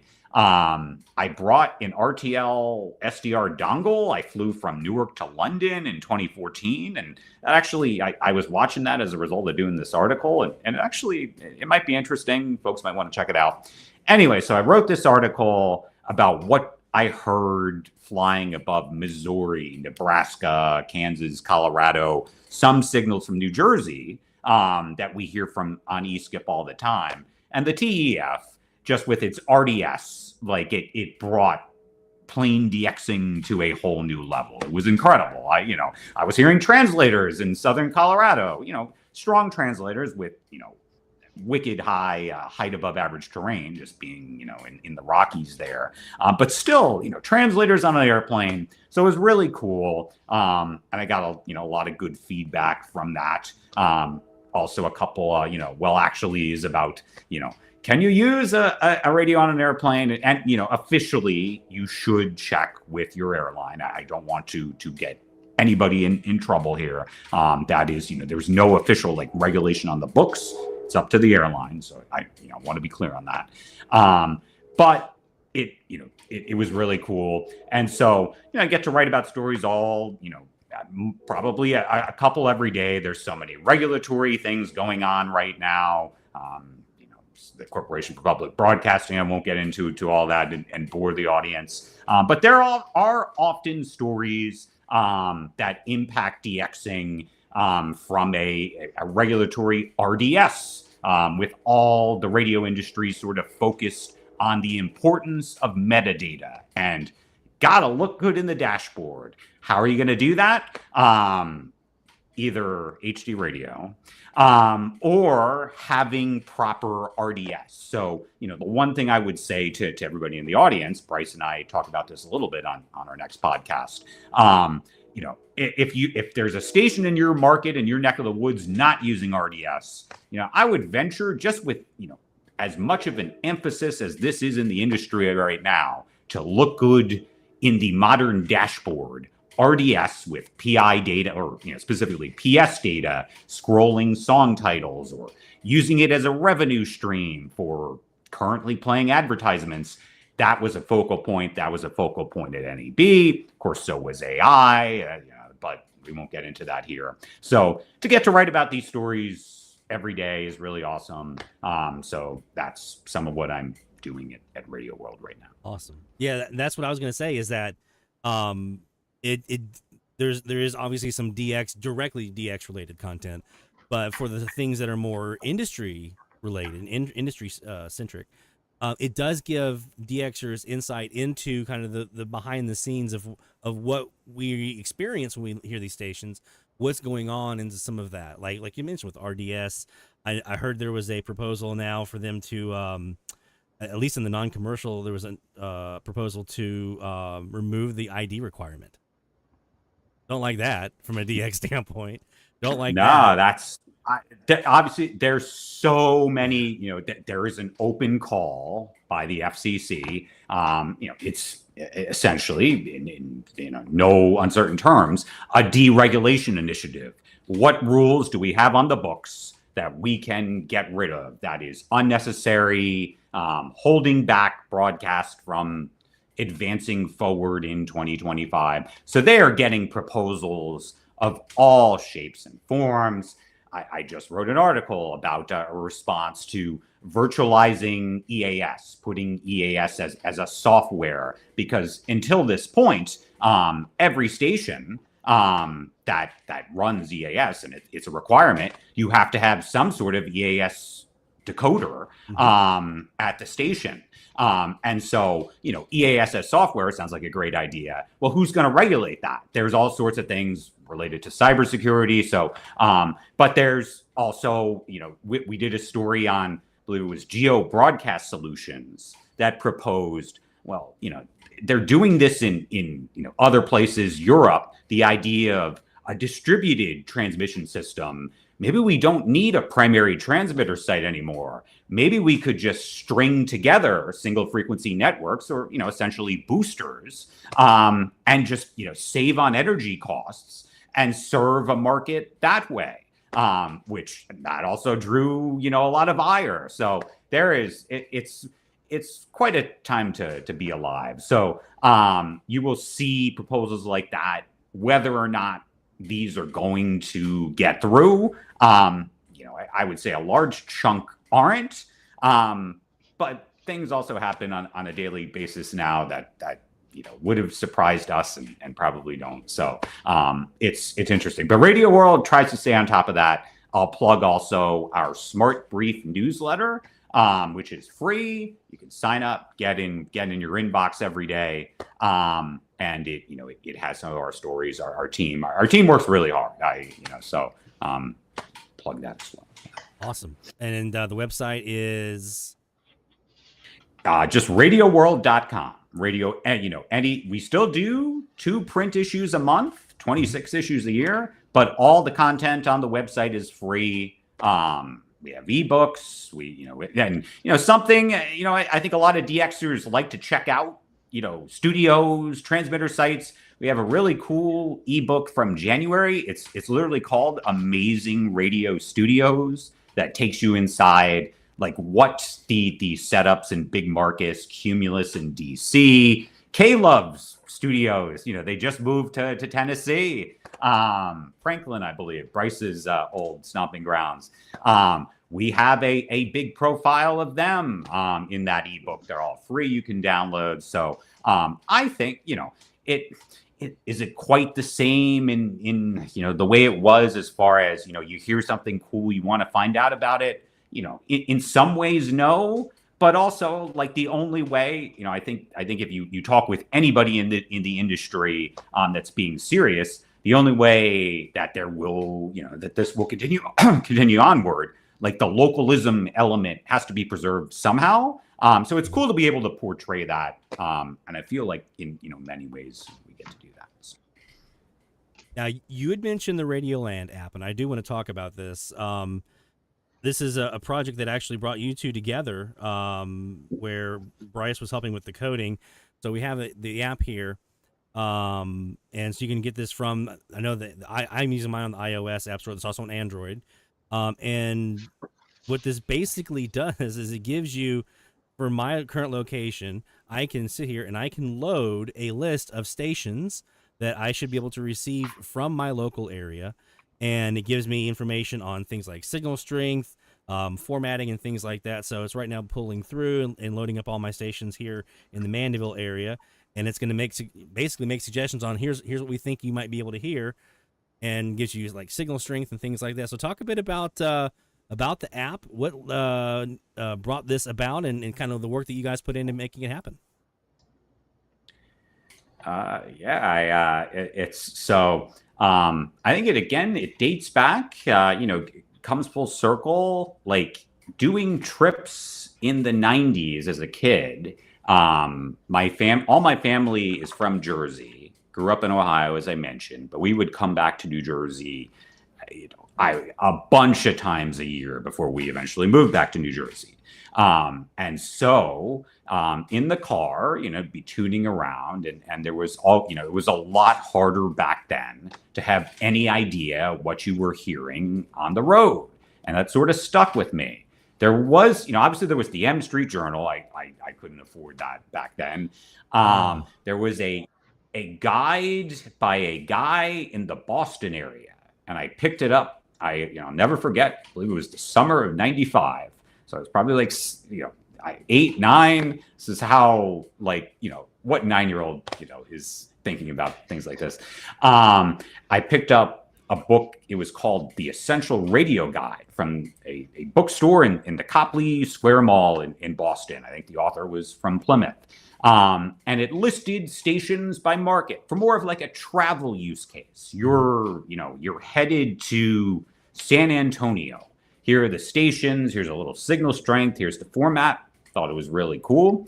So fast forward, 24 years, I had the opportunity to finish my studies, older in life than a normal college student at Villanova, and studying for my master's. I got to undertake a software project for basically 2 semesters. You do anything you want. And I wanted to do like this mobile app that, based on your location, pretty simple concept. What stations could you hear, but try to make it accurately with whatever tools are available.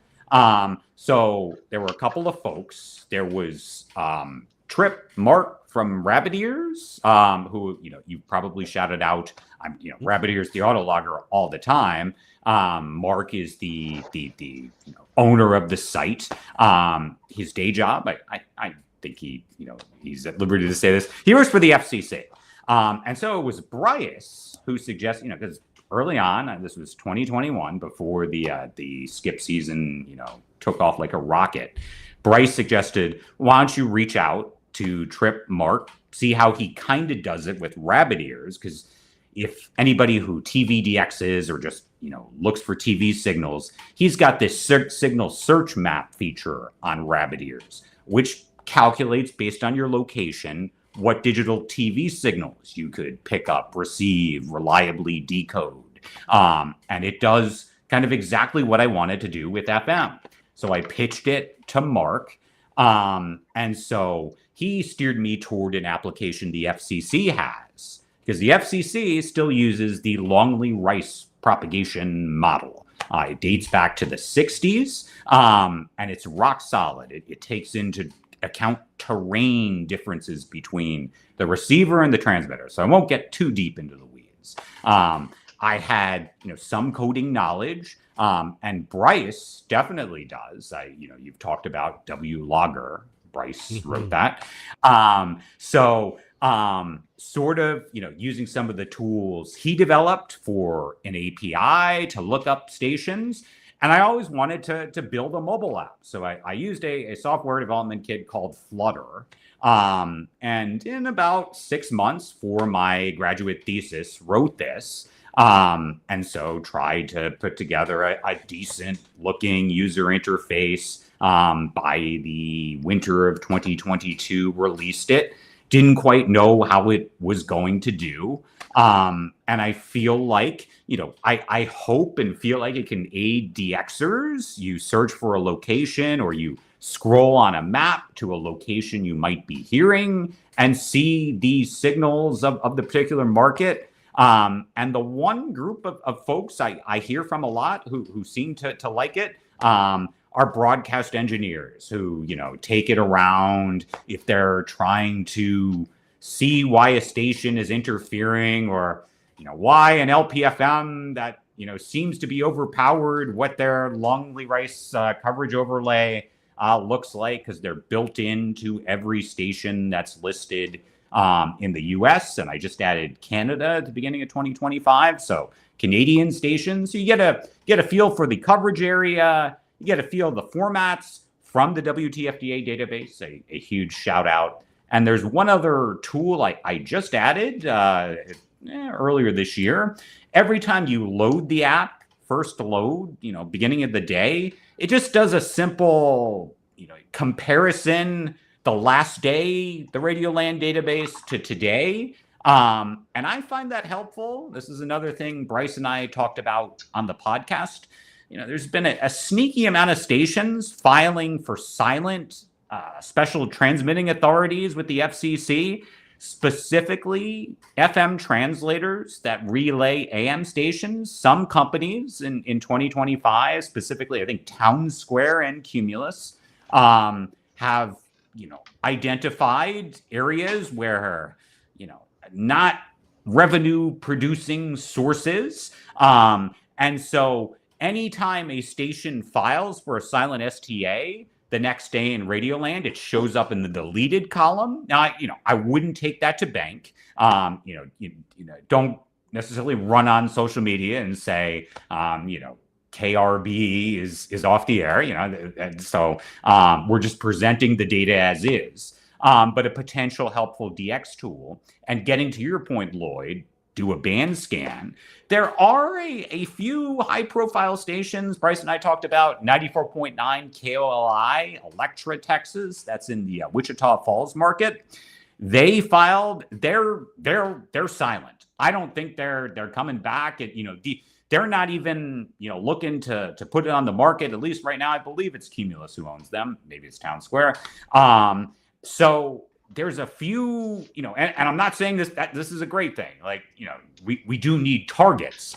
But that has been happening. And that's another use case where Radioland might be able to come in handy. So it was a thrill to build something like this that, has some remote usefulness. And as I can, trying to add things to it, the next stop, Lloyd, is medium wave stations, and I don't think it's that far away. So that's awesome. That's something I'm actively working on. So. I was actually using the app recently, as part of my my use of some of the FMDX web servers that are on the fmdx.org, using that app to help kind of set my location as wherever that web server is. And then being able to kind of see that station list, right? Did it for your area. I was looking for some E-skip the other day that was looking like maybe in the Northeast there was going to be something happening. I saw you logged on. I saw you, that's, hey, look, I that's what it's there for. That's right. What it's there for. Was looking to see if there was anything going on in New Jersey. Yeah. I also I know he's in the chat, Kyle DXsphere, a shout out to Kyle up there in Moses Lake. His, unbelievable HD radio directory fuels Radioland's HD2, HD3, HD4, the HD icon. I was able to import that in as a data source. And so, because, when I first wrote it, it was not pulling in HD subchannels. Thanks to his meticulous efforts, it has that. So I see him in the chat. Definitely deserves a shout out. So that's awesome. You mentioned WLogger, and I've made my case here that obviously I'm a big proponent of people logging to FM list because that feeds things like the maps, the alerts that a lot of us rely on to kind of have that heads up about an E opening.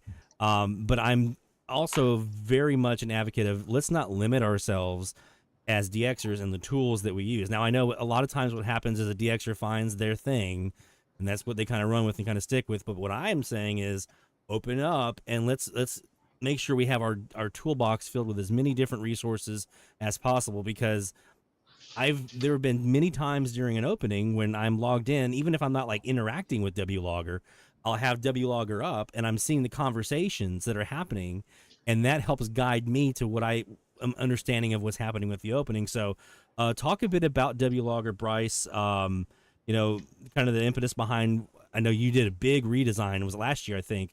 And it's very much a social, interactive way to share what we're hearing right now, and for people to, and this is the part that places like FM List don't have, is that commentary about, okay, here's what I'm seeing in the opening. Looks like it's starting to die out a little bit, or don't get me if it's back up again.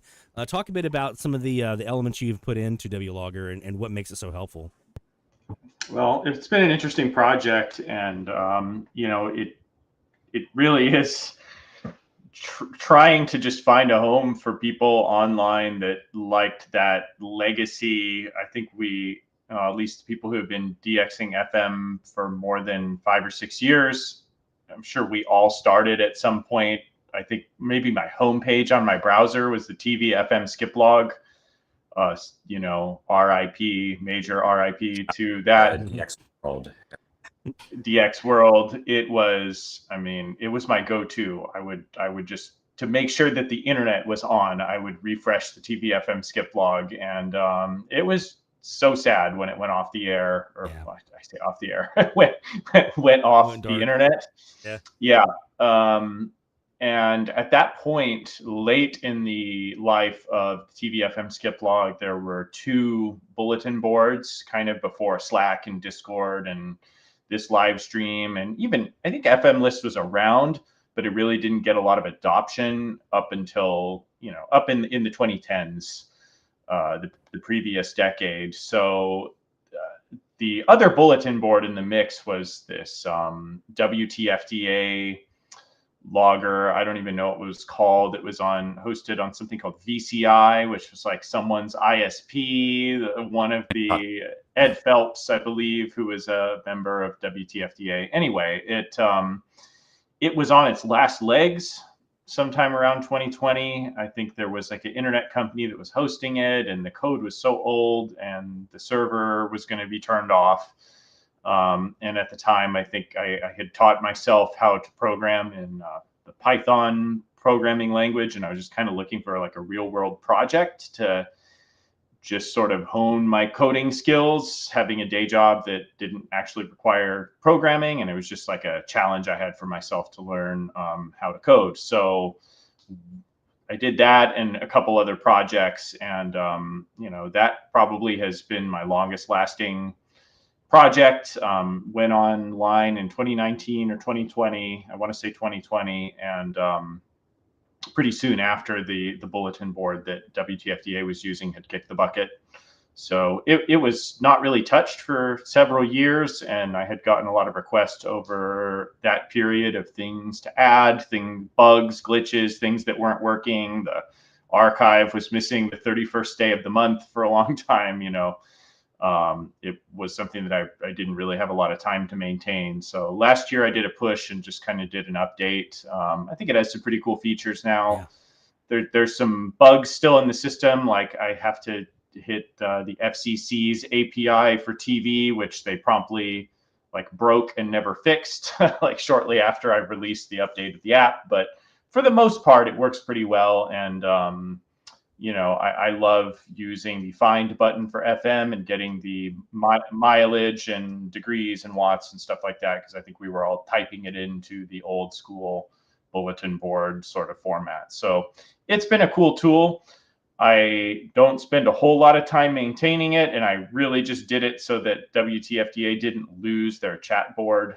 I personally sometimes don't even check it very much. I don't even keep a logbook, nor am I always a super active DXer. So I have a very minimalist footprint. I log everything on FM List, which is my only real form of logging. And WLogger is sort of a community service to me that I'm happy people use. And those people who love those chat logs, I mean, it's very simple. There's, it doesn't spy on you. There's no social media. It's just an old school basic web bulletin board that I built from scratch. So yeah, and that's one of the things I love, the simplicity of it, and I do love the social interaction that you can have with DXers in real time, right during the event, right? So there's so many. I've mentioned this before. There are so many different places that DXers will congregate, especially FMDX during an opening. You've got people on this FMDX group on Facebook. You got people on Twitter. You've got folks on Slack. You've got folks over here. Like, having a nice place that you can go talk to like-minded people. I love having that in conjunction with a logging feature. So it's not just like, hey guys, I'm hearing, and then I have to type all the stuff out that I'm hearing. It's, hey guys, I'm hearing this. And then you search for the call letters and boom, there it is. That is absolutely fantastic. And you can get a lot of great information about the nature of the opening by just kind of seeing what other folks in other locations are seeing in real time. So the archives too are great. If you hit the archives button and you even want it more simple, you can go back and look at many years, including that old bulletin board that I was able to archive. So awesome. That old WTFDA bulletin board goes back to 2013. It's all available in that logger. So it's a great place to kind of look back at history as well in a very, very simple way. Awesome. And we did a video here as part of our getting ready for the upcoming FMDX season video series on WLogger, on WTFDA. So make sure those of you watching, as you get ready for this eSkip season, make sure you go check those out and walks you through how to use the WLogger and the WTFDA station database, which is an absolutely required resource to have in your toolbox for FMDX season. Even if you're using places like FM List, I am cross-checking between both of them constantly. So definitely make sure that you're familiar with that and how to navigate through that. All right, talking about FM List, I think this is a good time for us to talk a bit about the data analysis, and I want to talk about this in the context with you guys to kind of get your take on just the overall Sporadic E, some of the theories that are out there. I know you guys have touched on this before on the podcast. Some of the theories that are out there about mechanisms that create Sporadic E. We are now going to put out I'm going to go ahead and link this here in the chat. This is our 8 years of data from fmlist.org for North American Sporadic E openings. This is based off of, again, fmlist.org data. DXers submitting logs. We did a kind of a synopsis last year about midway through the season and just kind of saying, okay, maybe this season's not going to be so great. So we were kind of comparing that to previous years. Well, this year we've actually gone in, we've added the rest of 2024, and we have expanded the analysis. So first off, let's get your thoughts on, from your standpoint, from the research that you've done, from talking to different DXers, from what you have kind of found. Nick, we'll start with you first. Sporadic E. There's a lot of people who say, oh, it's solar this or it's Meteor that. What do you think? I mean, the probably most straightforward answer is we really don't know. I do think there's I think you'd be crazy to say there isn't some sort of solar link just based on the way last season seemed to go. I'll never forget, like, May actually started off kind of decent. I think on May 8th, we had a pretty decent opening here in the Northeast Mid-Atlantic to the Gulf Coast. And I remember some of us saying, wow, what a great start. This is, things are looking up. Then on May 10th, people might recall, we had a spectacular Northern Lights auroral event. People all over the Northeast, it wasn't quite as pronounced as the one in November. I think it was November. But it sort of kicked off this activity of aurora in the sky and Northern Lights and daily looking at, the K index. We had Bill Hepburn on last May to talk about it right afterward. I was at Bryce's house. And so I will never forget, it was actually October, for that second one. Right after that, things just seemed to shut off. And it was so, one of our VHF DX podcast listeners in the UK, Tim, I think it was, he described it as ionospheric constipation. And I don't think there was any more apt way to describe the openings that did make FM. So, and, just to further the case, and again, this is nothing terribly scientific. The last similar solar cycle, I remember I had seen cited. It's never a good thing when you first see something on X, on social media, but I do think there was merit to it. Happened to be 2002, where one of the indices was similar. I'm identifying it a little bit. 2002, Bryce and I had talked about on the last podcast, was Pat Dyer, WA5IYX, his worst e-skip season tracking since the early 70s in San Antonio. The activity was horrendous. To spin it to a positive, the next year saw an excellent bounce back. I believe the best of the 2000s that Pat Dyer charted.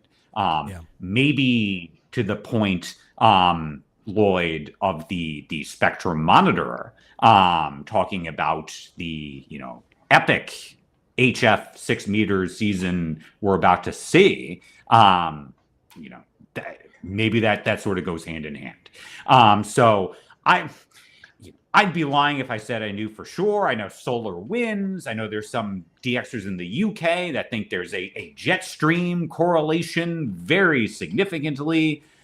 There's different theories. I do think it was curious how those Northern Lights kicked in last May, and it never was quite the same. And there were multiple opportunities for Northern Lights, down to latitudes we hadn't seen in years last year. So it's a bit of a mystery. I do think it's extremely valuable to have past data, Pat Dyer's set, but now what you've put together with all the contributions to FM List, Bryce and I had to check it out, had the chance to check it out before the podcast. It looks very exciting. It's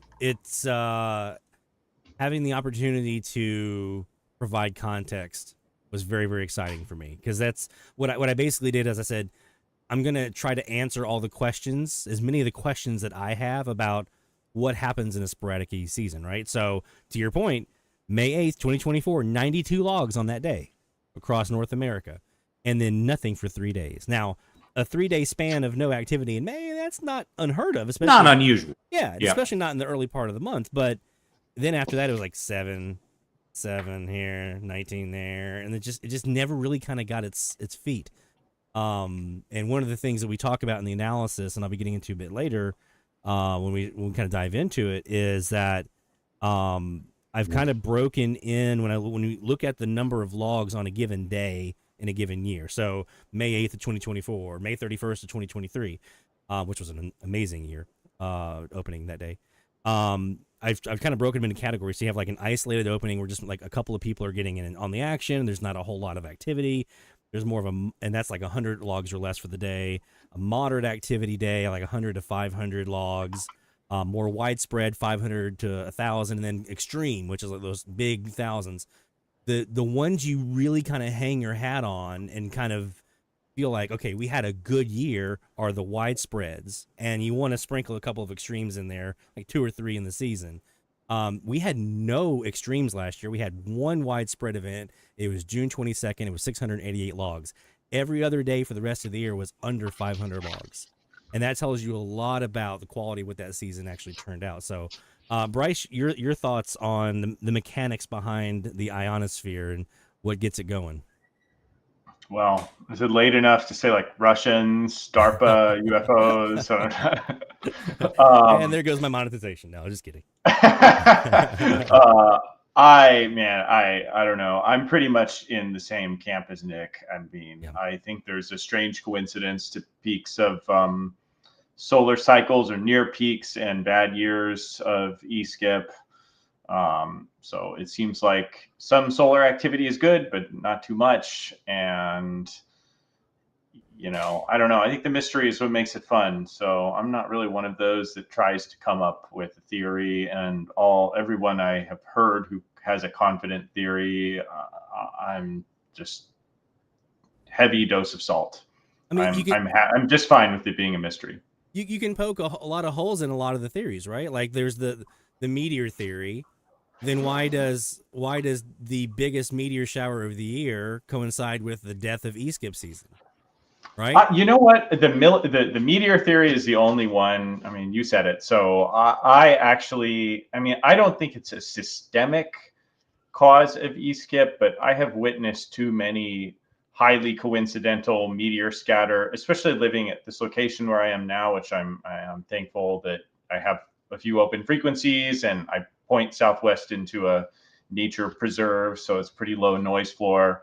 I've had a lot of really great meteor scatter activity here, and I have noticed a distinct connection between e-skip openings that are kind of right on the verge of having it together and getting into FM, and then a big meteor comes through, and then all of a sudden the opening perks up. Like, I think that on a micro scale, there's some validity of, you know, if we have a ionized patch of e-skip up, you know, at like 80 MUF or something, and then a meteor comes flying through and adds some juice. You know, some juice to that e-skip, existing e-skip formation, then I do buy into that. But I don't feel like it's a systemic cause. I feel like it's just something that can help boost an existing opening. But that's just my theory.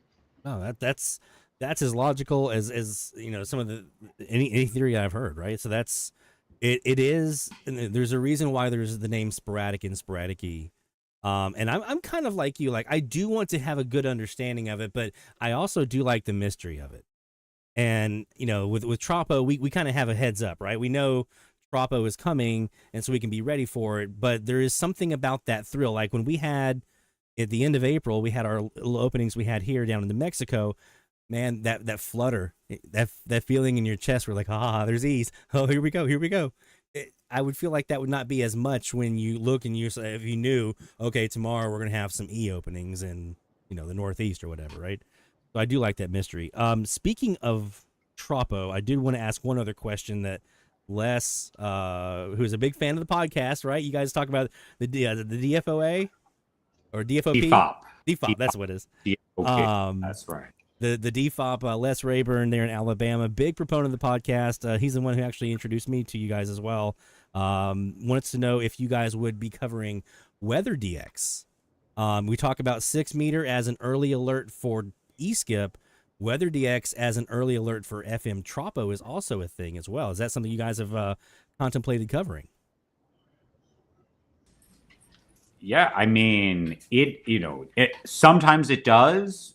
What Les is great about is if he catches wind of an NWR station going off the air. Oh, right. For example, I'm in the Mount Holly, New Jersey CWA, and there's a scheduled outage coming up later in May. I'm sure Les is on top of. It absolutely can be a fantastic propagation indicator. It helps to know your NWR dial, whether it's 162.525. But that is a subject we haven't covered too much, maybe not at all, to be honest. So absolutely, I think, and from a tropospheric perspective, 100%. And I think as a few of us would attest to, the memorable e-skip openings, July 24th, 2012. There's been, there's usually, you may not be in the spot for them, but there's usually in a decent season, one or two where the MUF will actually reach 162 megahertz. And that's pretty special. So in terms of a pretty easily identifiable propagation indicator, there's no question. No other weather radio works out pretty well. So we can certainly, do some coverage. I want to say we had a conversation, or that was part of our talk with Bill Hepburn. We did a little bit of NOAA weather radio talk, and he's actually turned my attention to. There's a few pretty good Canadian. I think in the Marine, there's a Marine band on the Canadian side that does like marine information, in Nova Scotia also in that frequency range. So it's a fascinating, high VHF range for DXing. And I think it adds some rarity. In the summertime at FM, e-skip can become pretty common in a good season. So it's always fun to have like a still analog place to look above FM. So I would say, I know Nick and I have discussed dedicating an episode or bringing a guest on or back on with more of a focus on weather radio. So stay tuned. It's a really good topic idea. Yeah, I have noticed there have been here on the Gulf Coast multiple Tropo events. You'll see the APRS map, the 2-meter ham radio map, and there's the big blobs, the red blobs that says that you should be getting some Tropo. You look on FM and you're like, not really. But then you go look up on the NOAA band and man, there's stuff, right? Like I'm hearing Galveston, I'm hearing Houston, I'm hearing into San Antonio. Like there is what I was looking for. So it can definitely be either an early warning that Tropo is heading down towards FM, or if it never makes it down, it's something to DX while you're kind of like, well, I don't have anything on the FM. Let me go play with some NOAA stuff. It can be an antenna challenge, though. Like I got my hands on a marine band antenna that like a log periodic that I have mounted vertically, but of course, vertical polarization on your rotator with a metal mast in between can distort the pattern. Like, I don't know. It's a challenging band from an antenna perspective. And I never had that antenna plugged in. So I'm quickly trying to, plug in the FM Yagi, and its directionality isn't correct on the NOAA side. So that's the one challenge I always have with the NOAA band is remembering to tune there, and then can I get my antenna hooked up? And I don't know. That's mine. The one thing. Let me go check it out. I forgot NOAA's there. I would mention too. I carry it around everywhere I go. Those Baofeng. The UV5R, I believe it is. I'll use it to, first of all, public safety channels. Yeah, sometimes those could actually be decent tropospheric indicators. If I hear, Long Island, if I know what fire dispatch channel, I know a lot of departments have gone digital. But you cover scanning, I think a pretty large degree. But the Baofeng portable is actually pretty sensitive just with the stock antenna, and it's $17 on Amazon. Pending tariffs. You can't beat it. So that I'll actually cover that. And if I'm walking the dog, you get best results outside. For a portable, it goes without saying. That's actually, I will carry that around. If I just want to do a tropo barometer with NOAA weather radio, it's pretty easy to hear code channel interference lingering under a local. And if my 162.475 from Philadelphia, if I hear some rumbling, almost a little akin to medium wave DXing, not quite, but with narrow band FM, it sort of has that effect. It might be Riverhead, Long Island, or it might be Salisbury, Maryland on 162.475. So if you're looking for a quick way, a cool portable, I do have a ham license, but I don't transmit with it. I just use it, for the VHF pager frequencies and for NWR. And I take it for granted, but it's actually a pretty decent propagation indicator. So I'll shout out that. And just because you mentioned it, just as a tool that I should have mentioned, the APRS map, the Mountain Lake map, that's been around for like 20 years now. I believe it's John Harder, NGOE. Unbelievable resource. In the small soapbox I have, it always does frustrate me. Not you, Lloyd, but when I see DXers at large, let's just say, cite the fact that what they see on the map doesn't match what they hear. And you have to understand that these stations might be, at an elevation, 1,100 feet up. It indicates real-time conditions that are possible, and it has proven dividends for me so many times. So I think it's an awesome resource to see real-time Tropo. So I'm glad you mentioned it. Oh, absolutely! It's the same kind of early warning for Tropo that you would get from E-skip from 6 meters, right? It's that conditions are kind of heading in that direction. You may want to have a plan in place to get your either your SDR or your radio, whatever it is, on. One more question for both of you, and what is we talked about tools and resources. Could be an SDR, could be an online resource, could be one particular antenna, whatever it is. What is the one indispensable thing that you have to have for FMDX? And I'll start with you, Bryce.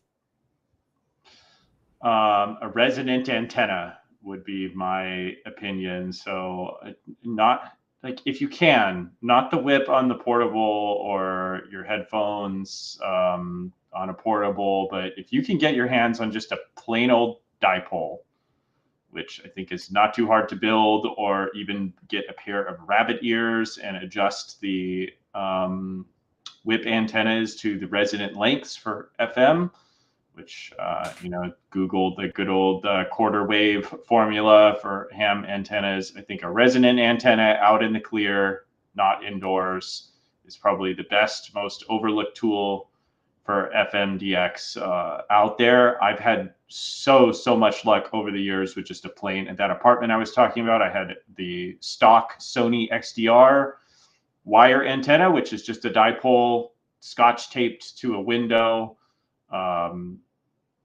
It's certainly better than nothing, and better than any like whip antenna that's going to come with your radio. And I've also had a tremendous amount of luck taking 2 portable whip antennas and putting them together in a dipole and then connecting it to one of those fiberglass push-up masts. I've had, super cool Vacation, E-skip, Meteor scatter. It makes all the difference in the world to have a proper resonant antenna. You just reminded me of one more question I'll ask of you, Bryce, because you talk about it in one of your videos around SDR console, Meteor scatter. We have a lot of folks in the chat. We've talked about Meteor scatter quite a bit here on the live stream. E-skip is E-skip. If it's in, it's in, right? And you want to minimize your noise as much as possible, but E-skip can overcome a lot of things, and noise is one of those it can a lot of times overcome. Tropo is Tropo. It's a little more weak signal on Tropo in a lot of cases, but if you get a good strong opening, you're going to have some DX. Meteor scatter, though, you have to have a low noise floor, and you have to have some patience. Real quick, some of the techniques on Meteor scatter that you subscribe to. Yeah, all day long. I think you talked about that SDR console series I did last year, which I had a lot of fun with. I want to say the final episode is that data file analyzer in SDR console. That's been probably, there was a period when I, again, first moved here. I have this just very fortunate to have this property here with all this open space. And to the southwest, I'm in Cape Cod, which is like about the farthest east you can go in the continental US. I mean, maybe some parts of Maine. But so everything, all the stations are to the southwest for meteor scatter pretty much. So I would point in that direction, even when there's no meteor showers going on at all, into a quiet area, record overnight. I use the AirSpy HF Plus, which just has basically 3 or maybe 4 FM channels at a time it can record. So I just find 1 or 2 open frequencies, open-ish, even if there's kind of like a weak semi-local off the back. You'd be surprised at what you can hear if you record that small swath into quiet area and then load it back in the SDR console data file analyzer and just scroll through and look for big bumps of signals and click on those. And then there's a technique that I think we discussed like during that COVID time called beating up the RDS ID, which I might cover in that video, which is basically you're in the IQ recording, just click on the spot and play the same 3-second meteor burst over and over and over again. Do it about 10 times and look at that little spectrum scope where you can see the RDS sidebands. And if you see anything there, just kind of play it over and over again, and you'll probably get an RDS ID. So I don't know, I got hundreds of meteor scatter IDs from just doing that. But again, it requires the right environment, and my environment is not perfect, but it probably is, you know, it'd be really hard to do in like a noisy urban location or with really, really big.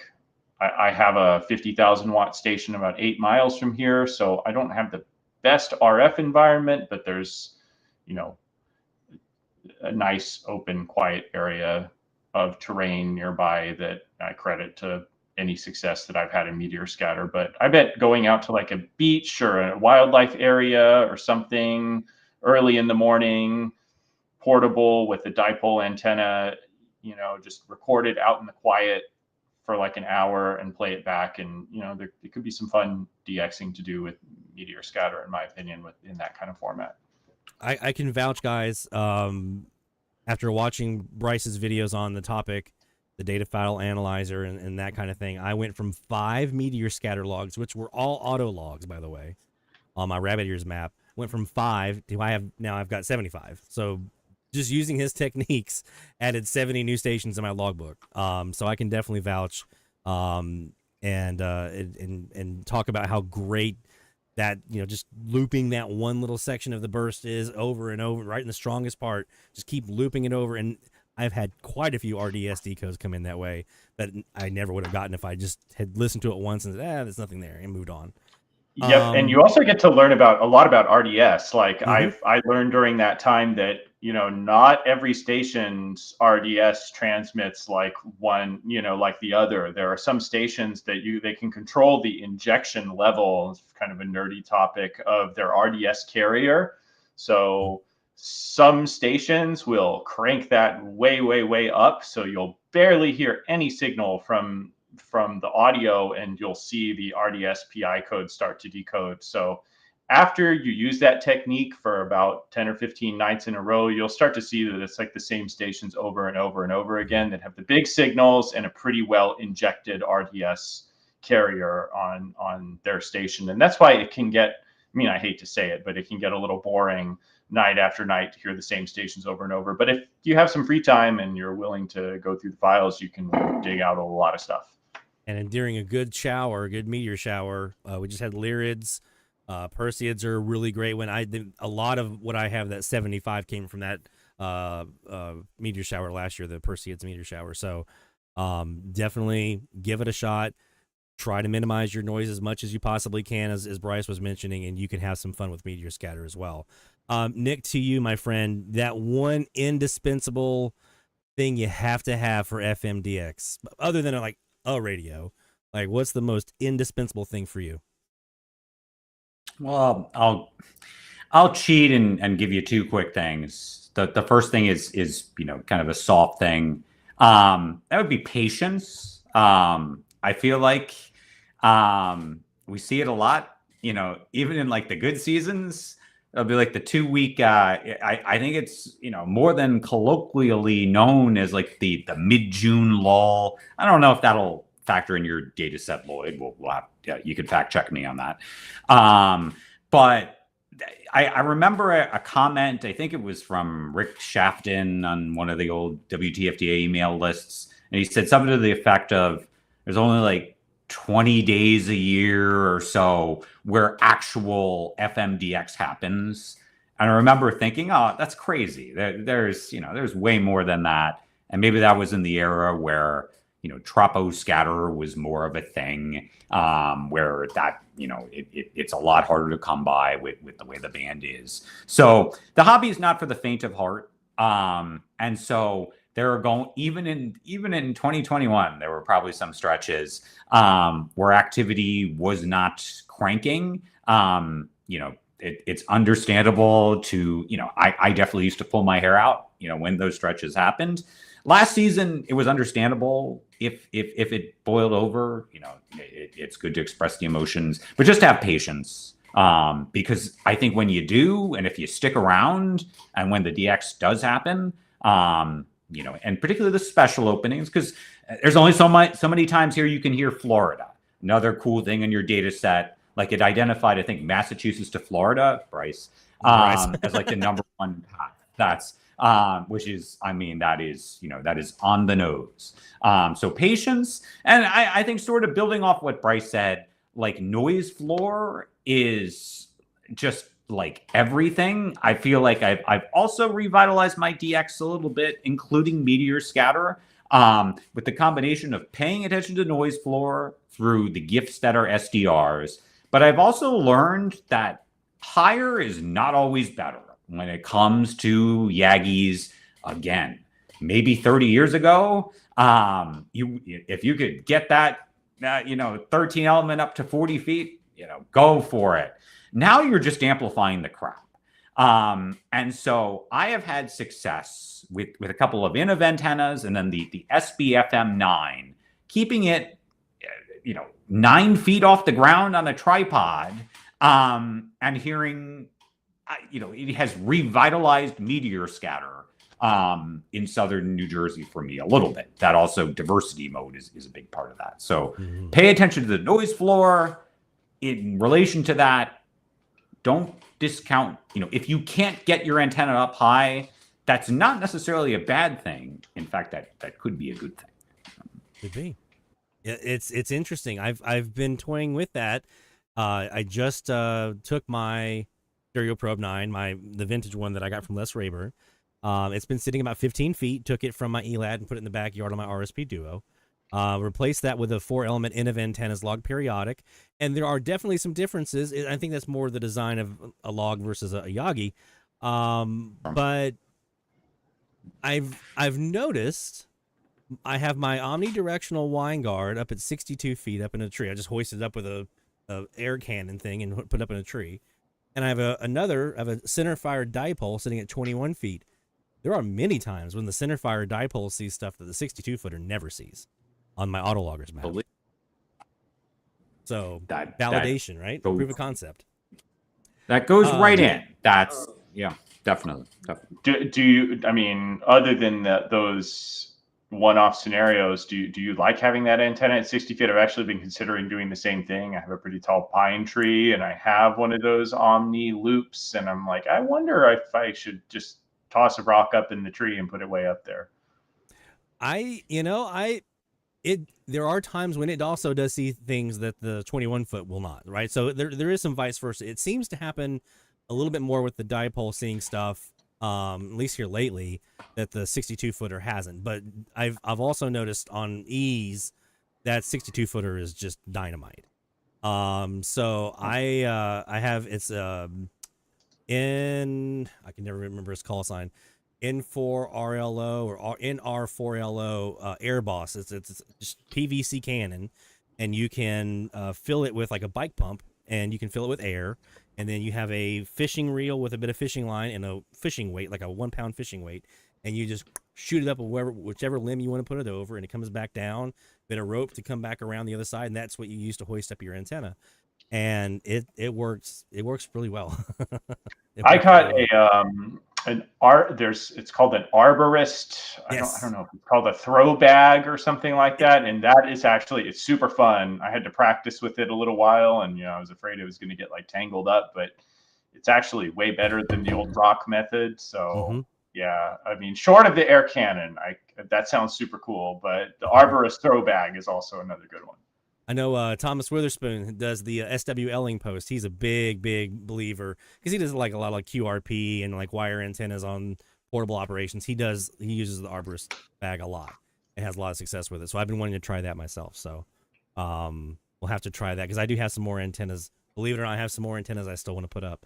The most recent I just actually got, because I have a headless TEF on the way from Romania, and they have the antenna switch where you can do between two antennas on the FMDX web server. So I have on there, I'm splitting off my 9-element Yagi onto there as one antenna input. And the other, I saw a lot of these guys in Europe using these S antennas. It looks like one of those round omnidirectional dipoles that's been kind of folded around. But in this one, they've kind of like the trombone slide. They just kind of put it into an S configuration. And so there's a little bit of horizontal, a little bit of vertical into it. And a lot of the guys in Europe swear by it. So I'm going to try it out and see how it works. So we'll see. That's very cool. So you're saying that this you can do an antenna A and B on this TEF, and that it's on the web server. It's selectable between directions. It is, or between the two antenna ports. That's cool. It is. When you change the antennas, it changes it for everyone. So everyone will also hear the same change.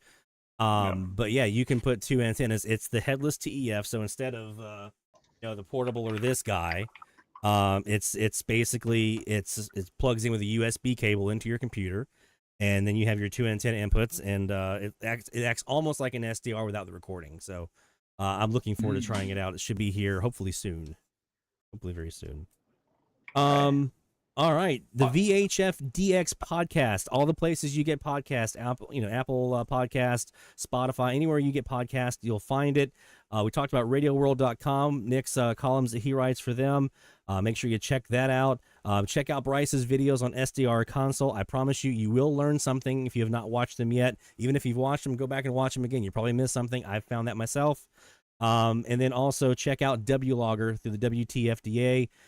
Check out our video series we just did. We had just recently a video on WLogger on how to use that and how helpful it can be during an opening. Guys, I can't believe it. We've burned through 2 hours here almost. It doesn't feel like it, but it's been a fantastic conversation.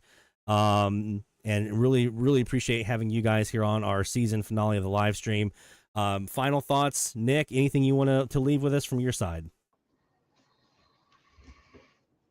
I have to put you on the spot. No, look, thanks for having us on. It's when you're, when you start getting going on FMDX, like that, you get in the flow state. So as they call it in coding. So no, it was great to be here. Thank you for having us on. And it feels kind of like a summer night here in Jersey. It's in the 70s, a little humid. Bring on the DX. It's coming. Bryce, anything from your side? Any final thoughts? No, thank you for having me on, and Nick, and it's been great to be here with the audience. I guess the one thing I'll tease and say, we have the podcast episode coming out soon, and then I am also working on finally getting I had a lightning strike that ate my laptop that I was using for my rabbit ears autologger. So thanks to Les, who I don't know if he's here, but he got me hooked up with the TEF autologger. So I do have that working. I'm trying to dial in the RDS. It doesn't seem to quite have the RDS sensitivity, but I also have a second TEF that I stocked before potential tariffs, and I'm going to try to get that online in the fmdx.org server space. So if anyone's interested in the Cape Cod DX environment, I'm going to get that going. And at least for some of the season, I plan to have it hooked up to the antenna looking south toward the Caribbean or Northeast. So if anybody wants to do my transatlantic DX search for me, be my guest. After that Bermuda opening, we were all listening in to the East Coast of the U.S. from Bermuda. It was so much fun. So You'll have people take you up on that offer. I promise you that. And this one I just snuck in right before the tariffs hit because now it's 160 for one of these. Yeah, I got one on Amazon for 85 last weekend. So probably got the last one. There you go. Guys, I really appreciate it. Thank you so much for being here. Feel free to stay and hang out and watch the rest of the live stream. We're going to talk about our data analysis. We're going to talk about our Summer of DX challenge, which I'll go ahead and say now. We're going to put FM in there, and we're going to be doing some FM stuff that I don't know if anyone's ever done before from a challenge / award standpoint. So I'd love to have you guys be part of that as well. So we'll be talking about that here in a few moments. But again, thank you so much for being part of the fun. Cheers. Bye. Appreciate it, guys. Thanks for having us. Thank you. All right. That's Nick Langan and Bryce Foster from the VHFDX podcast, and just outstanding DXers, very knowledgeable, very just big names in the DX community. So glad that we could bring them to you guys. We're going to do a very short break because I know it's almost top of the hour here. We're going to do a very, very short break. And then when we come back, we are going to talk about the Summer of DX challenge. We're going to talk about our data analysis project. We got some more shout outs to get to. We got a lot of stuff. We're going to go long tonight. We usually wrap around 9 o'clock. We're going to go a little longer tonight. So don't go anywhere, my friends. More DX Central Live is heading your way right after this. Go nowhere. DX Central, because we're all about radio. Visit us at dxcentralonline.com or check us out on YouTube. Search DX Central. DX Central Live is brought to you in part by... With a lifetime membership, the International Radio Club of America gives DXers incredible value by putting important station information right at your fingertips. The club's e-publication, the DX Monitor, includes DXer loggings, station information updates, international loggings, and more. Other club publications include the IRCA Mexican Log, a must-have resource for any DXer that chases stations from Mexico, the TIS HAR list, the IRCA slogan list, sunset sunrise maps, and DXer technical guides. The joint IRCA-NRC email reflector and groups.io group is a hub for real-time DX conditions, station news, and DX-related conversation. For more information, visit ircaonline.org. That's ircaonline.org. From long wave to satellites, medium wave through HF, ham radio to scanners. If you can DX it, the Spectrum Monitor has you covered. Editor and publisher Ken Reitz has assembled a who's who of radio writers to share their knowledge and expertise from a wide range of DX-related topics. Each month, the Spectrum Monitor's columnists dive into their specialties to give readers tips, tricks, the latest news and station updates, and more. The Spectrum Monitor also provides a monthly assortment of feature articles that give in-depth insight into the past, present, and future of DXing. You can get a full year of the Spectrum Monitor for only $24. Individual issues from the current year are available for $3 each. You can also purchase previous years of the Spectrum Monitor in their entirety for as low as $12. For more information, visit thespectrummonitor.com. That's thespectrummonitor.com. For more than 90 years, the National Radio Club has been at the forefront of providing DXers with the latest in station news, DX-related technical information, and reception reports from DXers around the world. The NRC's AM radio log, now in its 45th edition, is the most expansive and detailed resource of station information for U.S. and Canadian radio stations that is available in any format. The club's publication, the DX News, is available in both print and electronic format and provides the latest information on call letter and format changes, construction permits, and other information to help keep DXers informed of the latest updates they may hear on the air. For more information, visit their website at nationalradioclub.org. That's nationalradioclub.org. Through crashes of static in quiet hours, we listen. In languages we can scarcely understand, and of places we have only visited in our dreams, we listen. Incessantly, we perfect our array of aerials, receivers, and resources.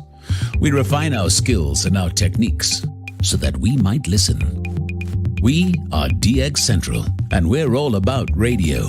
Visit us at dxcentralonline.com or check us out on YouTube. Search DX Central. Keep up with DX Central. Follow us on Twitter at DX Central.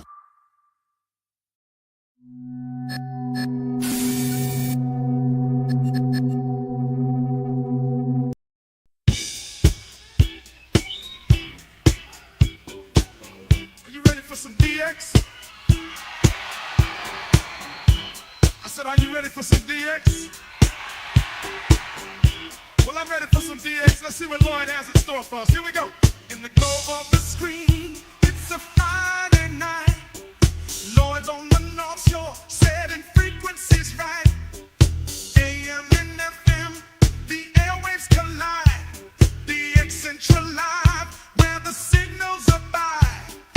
Radio's on, the chatters all agree. On DX Central Live, it's the place to be. From the DX Central North Shore Studios, this is DXC Live. Now here's your host, Lloyd Van Horn. From Studio A here in the North Shore Studios, it's DX Central Live, our season finale for Season 5. We are so glad to have you guys here with us and celebrating all things DX, AM DX, FM DX, Weather DX, DX.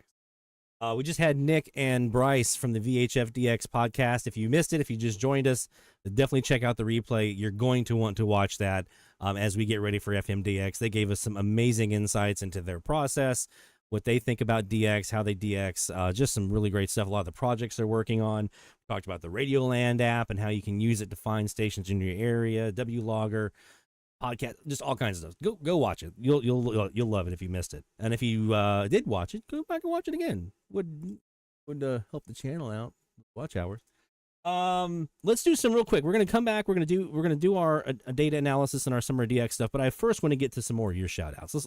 Let's do some applause with each other here. Shout out loud, hear the call for every single big or small, from AM to FM to C to C. We celebrate the ones who slag the IT. Shout out loud, let it be known, you're never DXing all alone. Through the static we found our way. Shout outs making waves today.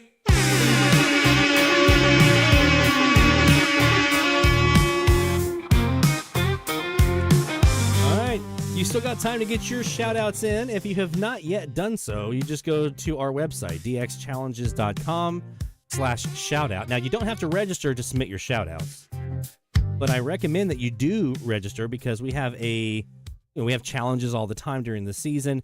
We're about to launch a brand new challenge, and AM or FM, it doesn't matter which you do, or if you do both like I do, and a lot of us do, you're going to want to be part of this one. And especially... we're really sweetening the deal for the FMDXers this year because it's our first year doing an FM challenge. It's really hard to do an FM challenge because you have to wait for the band to be open. Well, we're going to sweeten the deal this year. So we'll talk about that here in just a few moments. But starting with your shout outs here, let's go to our friend Carl DeWitt. Speaking of the Summer DX Challenge, our winner from last year, who proved not only does AMDX not die in the summertime, but you can do it with a portable radio like nobody's business if you're just patient and consistent. No new AM stations this week, so the totals are still sitting at 1018. Highlights for the season, though, since September of 2024 include 171 new stations. Portable, I'm telling you. 2 new U.S. states, which are Maine via the WZON 620DX test, New Hampshire via the 1320 WDER, plus 2 New Mexican states via 660 XECPR in Quintana Roo. Nailed it. And 1570 XERF. Also got a New Mexican on 1060 XECPAE. I also surpassed a major goal by passing 1,000 AM stations. A new piece of gear I purchased this season, the TEF 6686. Those things are selling like hotcakes. I should be getting a kickback from AliExpress.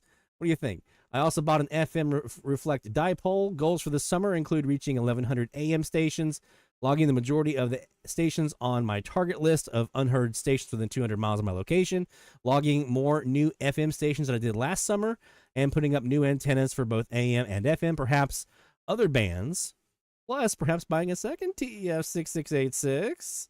Hopefully those tariffs go away soon on that. And or the HF Plus Discovery. Have a great summer and good DX to everyone. So, Carl, my friend, we say, I'm going to pick one here. This one sounds like a good one to do.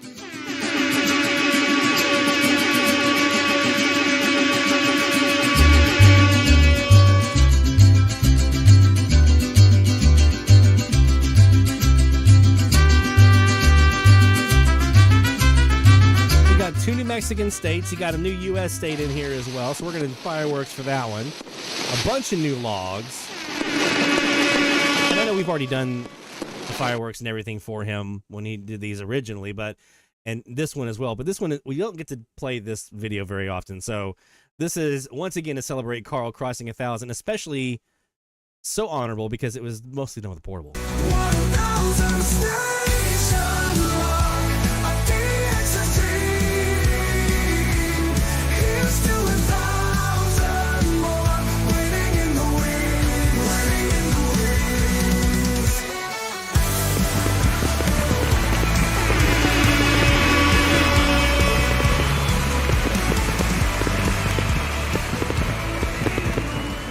All right, Carl, congratulations, my friend. Well done. And looking forward to seeing what you can do this year, this summer. David, up in Maine, Old Town, Maine. If you were wondering where all the Latin American DX went this year, if you were like I was, looking like, I should be hearing more Latin American DX. What's going on? It's because this guy was getting all of it. Amazing season here, especially after installing my South Bog. That was the culprit, was the South Bog antenna. 4 new states, Idaho, Montana, Arizona, New Mexico, bringing his total to 43 from Maine. 43 states logged from Maine. You can't get any further out east and north in the United States than Maine. And he's got 43 states. Amazing. 6 new countries, British Virgin Islands. That was a fun one this year, wasn't it? Antigua.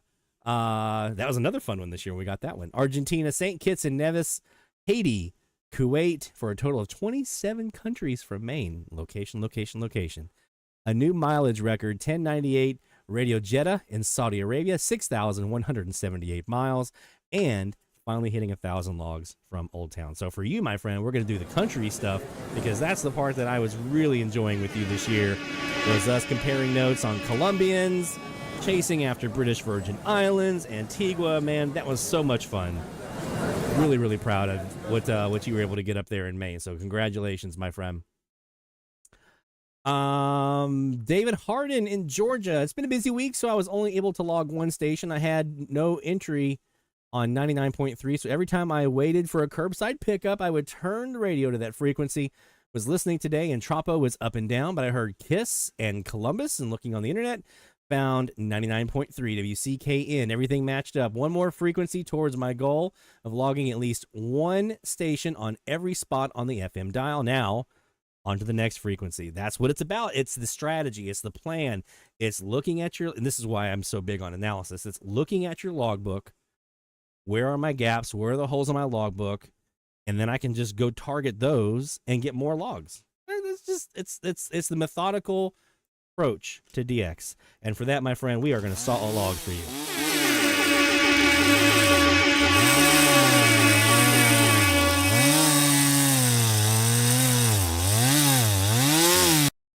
Well done, man. Well done. Stephanie. Hopefully you're still in there, my friend. I know I saw you in there a few minutes ago. Stephanie, the clear winners of the Hacienda highlights for this AMDX season came from location there in Southern Cal. When I finally started trying for Trans-Pacific DX, that was a really cool moment when you kind of realized I could do what? I always thought the stations from the other side of the Pacific Rim were out of the reach of my loops and equipment, but as the saying goes, you never know until you try. Well, initially it netted the following previously reported here, 3 new countries, and each one set then broke the distance record from the Radio Hacienda, starting with January 29th, 1422, JORF Radio Nippon in Japan at 5,578 miles. But then that was superseded by 1566 FEBC in Korea, South Korea, at 6,258 miles in March. And the leader in the clubhouse, 1557 Radio Taiwan, 7,005 miles, March 10th, 2 days later. My summer DX project, in addition to FMDX, is to analyze several favorable looking recordings to determine what other TP catches I may have. Hopefully a few more, maybe some distance records in there waiting for you. Wishing everyone an awesome summer of radio. Stephanie, we're doing the country stamp for you as well, because that was a revelation, wasn't it?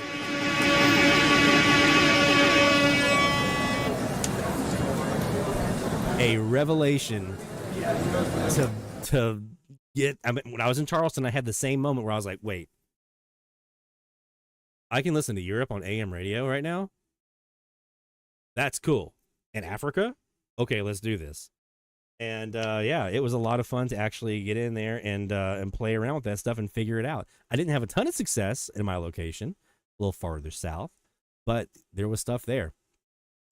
Sean Kutzko, Champaign, Illinois, my friend. Been a great season for Sean. He seems to have those here the last couple of years.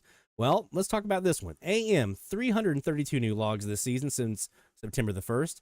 4 of those were new states: Oregon, Idaho, Maine, and Vermont. Now sitting at 45, need Delaware, New Hampshire, Rhode Island, and Alaska, and Hawaii. 3 new countries: Haiti, Venezuela, Puerto Rico, now up to 12 countries from Illinois. Installed number 4, and fourth cool thing, installed 200-foot long, I'm sorry, that was 4, that was a number. Installed 4 200-plus foot long bogs, we'll get it in a second. Northeast, south, southeast, west, north, northwest, plus my W6 LVP loop. Performance is next level awesome. Farthest reception, HJFV 780 AM. I know that one. Radio Viva! Pasto in Colombia, 2,775 miles. Lowest power reception was KJAN, Atlantic City, Iowa on 1220 with 178 watts, 363 miles. 10 countries logged under 250 watts. 10 stations logged under 250 watts. Countries would be a big thing, but stations is also equally as good. Farthest was KPAN in Hereford, Texas. I hope I'm saying that right. 856 miles for KPAN. 36 stations logged under 500 watts. Now at 81 stations from Illinois logged on AM. 34 from Minnesota. Thank you, North Northwest Bog, you lucky duck. Got a TEF 6686 set up as an auto logger this season. Just picked up a 4-element FM Yagi that will go up very soon. Love it. If it's the Stellar Labs, I did a absolute just dynamite amount of DX, the Sporadic E season in 2021 with that thing. I mean, it was unbelievable. I mean, the season was unbelievable, but the Stellar Labs did perfectly great with it. So, kudos. Of course, hanging with everyone on the Slack channel and here on the live stream, which made a lot of fun, my man. This is the best radio-related community I've ever been a part of. And this guy came from the ARRL. He's big ham radio, national parks on the air and everything. So he's gotten some experience in the DX community. So that means a lot to hear that, my friend. Thank you. Looking forward to working a few grid squares on 6-meter and 2-meter via ham radio this Sporadic E season. Speaking of grids, we're going to be talking about that here in a second. And have a great summer, everyone, says Sean. My friend, let's see, what am I going to pick for you for this one? Got the new countries. Goal. We're going to give you we're going to give you an accomplishment because you broke your records, right? You got your records in there. You were chasing after the low-powered stations. You put up the new antennas. You were analyzing your setup and looking for improvements, and you made those adjustments, and you got results. For that, my friend, we blow the horn of victory in your honor. Well done, man. Well done. Well, no. I hit the wrong button. Stop, Lloyd. Hit the wrong button. And our last shout out that we have in right now, Dan Massey in Texas. Welcome, Dan. I think that's a new contributor for our shout out. So welcome. Thank you for being part of the fun here. Favorite log of the season, WBZ Boston 2-5. That's February 5th for you cool kids. 2025, 1,761 miles from his QTH in Texas. Loud in my shack for like 90 seconds. Boston to Texas. 1,700 miles. That, my friends, is worthy of a... we're going to definitely get you a log. Definitely deserves a log.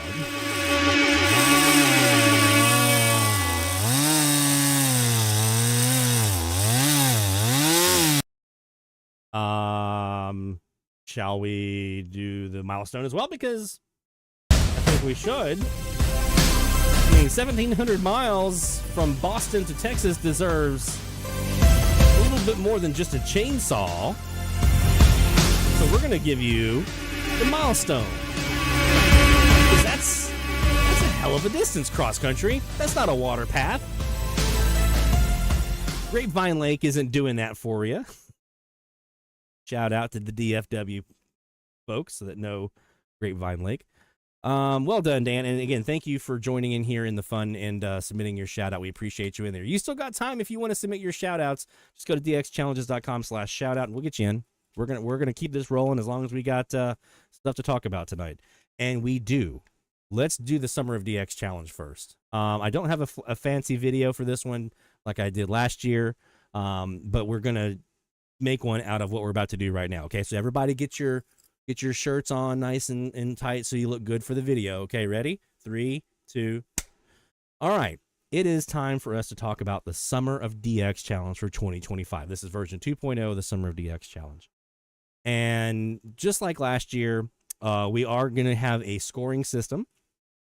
Just like last year, AMDX will be part of it. We're going to tweak the scoring system just a little bit for the AMDX folks. And this year we are adding FM.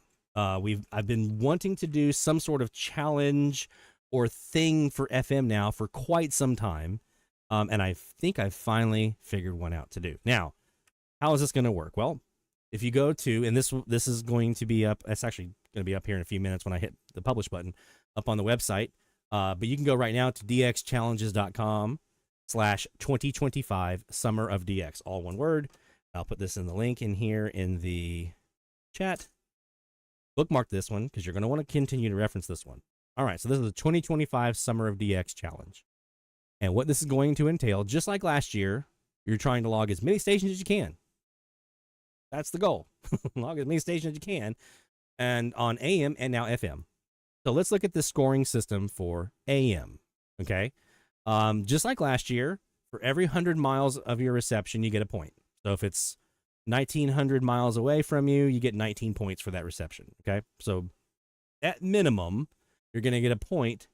There's no less than 1 point. So if it's like 92 miles from your house or 50 miles, you're still going to get a point, okay? So every reception is a point. The further out that reception is, gets you more points, okay? If you are like Carl and you want to use a portable radio, or desktop, and basically a non-SDR. So we're not talking about anything you can record the band with. For each logging that you do with that, you get an extra 5 bonus points. And how do we know if you did that? Because there's a little pull-down menu where you say what radio and antenna you used. We're on the honor system here, guys. All right. So 5 points if that reception, a little 5-point bonus bump if that reception was made with a portable, okay, or a non-SDR. Last year, we did a 5-point bonus for every month that you logged a station. So if you logged something in May, in June, in July, in August, you got 5 points each month. That was 20 points bonus point. We're tweaking that this year. Now it's 100 points, but you have to log at least 5 stations in the month to get the bonus point. Okay? So if you log 5 stations in May, that's 100. You log 5 stations in June, another 100. You log 5 stations in July, 100. August, 100. And if you do that in all 4 months, you're going to get an extra 100 as well on top of that, giving you a total bonus points of 500 bonus points you can earn just by continuing to do the challenge. Right? So as long as you do 5 loggings per month in each May, June, July, and August, you get your bonus points. Okay? So that's the AM scoring system. So very similar to last year. We're tweaking that month piece. And we're tweaking the, well, that's the only one we're really tweaking. The rest of them are the same as last year. Okay. So that's the AM side. The FM side, here we go. Same deal. You get a point for every 100 miles of the reception. Okay. Minimum of 1 point per log. Every log is at least 1 point. And then the further out it is, the more points it is. And it's on that 100-mile increment. So the first 200 points, the first 199 miles is 1 point. Once you get to 200 miles, now you're at 2 points. Between 2 and 299, that's 2 points. Now at 300, now you're at 3 points, and so forth, right? So every 100 miles gets you a point. You also get the same kind of, now we're not doing a month bonus for FM. We are doing a propagation bonus, okay? So just like with the month bonus for here, you're looking at 5 loggings using each of the different propagation methods. We have Tropo, Sporadic E, and Meteor scatter. So if you log 5 Meteor scatter logs, that's 100 bonus points. 5 Sporadic E, 100 bonus points. 5 Tropo, 100 bonus points. If you do all 3 of those with 5 logs each, you get an extra 100 bonus points for a maximum of 400. Okay? You also get the same portable bonus or non-SDR bonus we talked about on AM, same thing for FM.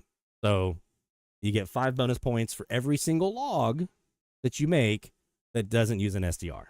Okay? So those are the basic points structures. Now let's talk about the twist. For the first time, I think that I know of, I've never heard of this before, and I've been DXing FM since 94, okay? So for the first time that I know of, we're going to be launching the FM Century Club. Those of you who are in ham radio know the Century Club is an award that you can get where if you get 100 of something, you get the award. And so like the DXCC is 100 countries, 100 DX countries. In 6-meter VHF world, it's 100 grids. And so you have this Maidenhead grid square. And basically it's a way to break up the globe into all these little squares, all these little grids. And it's based on your Latin long, and it calculates up and it tells you, like, I'm in Echo Mike 40 in my location. I used to live in Fox Mike 02, okay? So based on the reception of the station that you receive, you're chasing grids. Now, there are 471 grids in the United States that have an FM station in it. We're only doing U.S. stations right now. I need a control group here. I need to start slowly. I want to expand this eventually, but right now let's just U.S. only, right? So if you get stuff down in Cuba, Dominican Republic, that's not going to count for the FMCC. Grid squares are calculated based on the city and state that is on the WTFDA station database list. So whatever they're using, I'm not sure if they're using city license or transmitter location, whichever one they're using there, that's what we're using. Kyle probably knows. He helps maintain and edit the database, but whatever city and state location they're using at the WTFDA database, that's what I'm using for matching all these up. And it's based off of the latitude and longitude of the radio station. And so what you're basically trying to do is you're submitting all your FM logs. You're going to be submitting for consideration, U.S. at least, consideration for this FMCC. And if you get 100, you get this this is just a sample, but you get this very nice FM Century Club for the DX Central's 2025 Summer of DX Challenge. You get this very nice certificate. You don't have to do anything, but just submit logs. We're going to do all the calculation for you. We're going to do the hard work on our side. We're going to figure out, and we'll have, once we start getting data rolling, and I can't build this out until I have data, but once we have data rolling in, there will be a grid, a grid, so grid squared, a grid squared. We'll have an area on the website, on the challenge website, where you can see how many grids you have. Because we've already got them all pre-programmed on our side, based off the Latin long of all the U.S. stations. So as you submit a logging, it will then look up the grid and tell you how many unique grids you have. So that's all you have to do. Just DX. When the band's open, go nuts. DX, Tropo, Meteor scatter, E-skip. Go get it. The Century Club does also, you can use deadband stuff too. So you can use your locals. That's fine. You can use your locals towards the Century Club. That's perfectly fine. But you're going to at some point need to get some DX stuff going on there. So hopefully the ionosphere or the troposphere will cooperate this year with us and give us enough conditions so that folks can hit this. And it's based off of logs, from starting tonight. Okay, starting tonight. So anything you've done in the past don't matter. It's everything starting tonight through August 31st. And we'll talk about the timing here in a second. But that's what we're going to be doing. FM grids. So what you guys talking about here? Yeah. Chasing FM grids. So like Barry was mentioning earlier in the Slack channel that he's gotten quite a bit of the lower 48 state-wise taken care of on FM. There's maybe a couple of holes here and there, but most of the lower 48 for FM is taken care of for people like him or some of our Boot Crew North folks that get a lot of DX. They do that as well. So there's a lot, maybe some folks who are like needing something to get them energized about well, here you go. Let's chase some grids together. Like I said, you don't have to do anything to calculate this. You just submit logs. So you come here to dxchallenges.com/2025 Summer of DX. You go to this logging entry form that you'll find right here that's now open, and you submit your logs. You'll have to tell it if it's AM or FM. If it is FM, then you have to tell what propagation type it is, what frequency it was, and we are doing just 88.1 to 107.9. Okay. One thing I do want to make sure, and I've put this like 5 different places in the rules and on the entry form and everywhere else, because I want to make sure that no one says they didn't know. Okay. When you're putting in your log, let's say I'm logging my local low power FM station that I was talking about earlier on 93.7. Normally what people would do is they'd say WXNO-LP because it's an LP station. Don't do that. Just WXNO. Don't do -HD. Don't do it. Don't do -FM. Don't do it. Just the call letters, please. What's going to happen if you do put that in there, I'm going to try to catch as many of those as I can. But if you put that in there, it's not going to match up with the formulas that I'm using to match up the grids, and therefore you're not going to get credit. So that's what you're up against. So please, please, please, please, please, just the call letters. Like the, $2.99, Lloyd. Like translator call sign. That's fine. Because I have translator call signs. But just no -LP, -HD, -FM.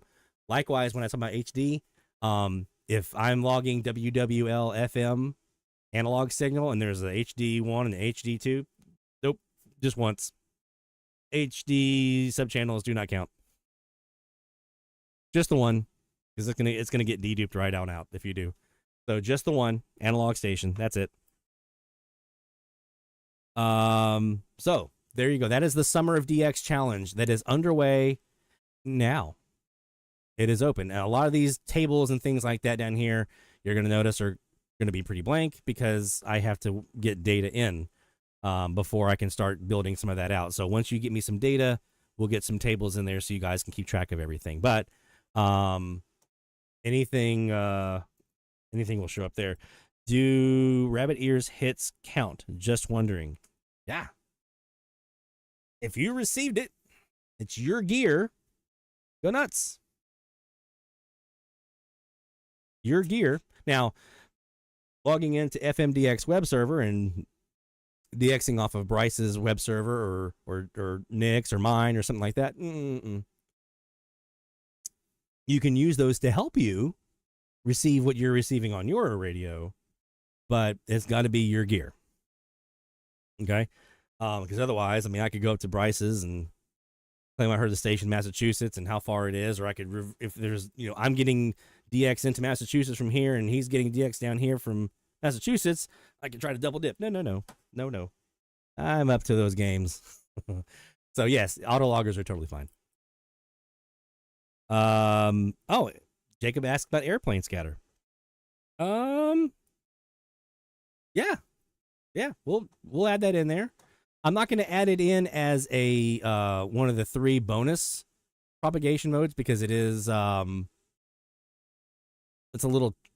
it sometimes can be kind of tricky to know if it's tropo scatter or airplane scatter, things like that. So I'm not going to add it here for the propagation type for bonuses, but yeah, if you're wanting to include that for like the FMCC and just your Summer of DX challenge loggings, absolutely. So when I go back in, I will add airplane scatter to our propagation type list here. Absolutely.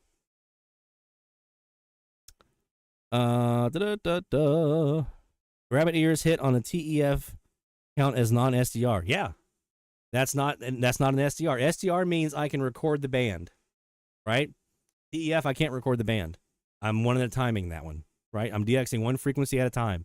I cannot record a portion or the entire band and go back later and review it. That's the spirit of what we're trying to accomplish with the non-SDR bonus, by the way, is I want to give those people who are trudging along one frequency at a time, old school way, I want to give them some incentive, and I want to give them some extra perks for doing that kind of DX, because it's not easy. It's not easy. Ask Carl.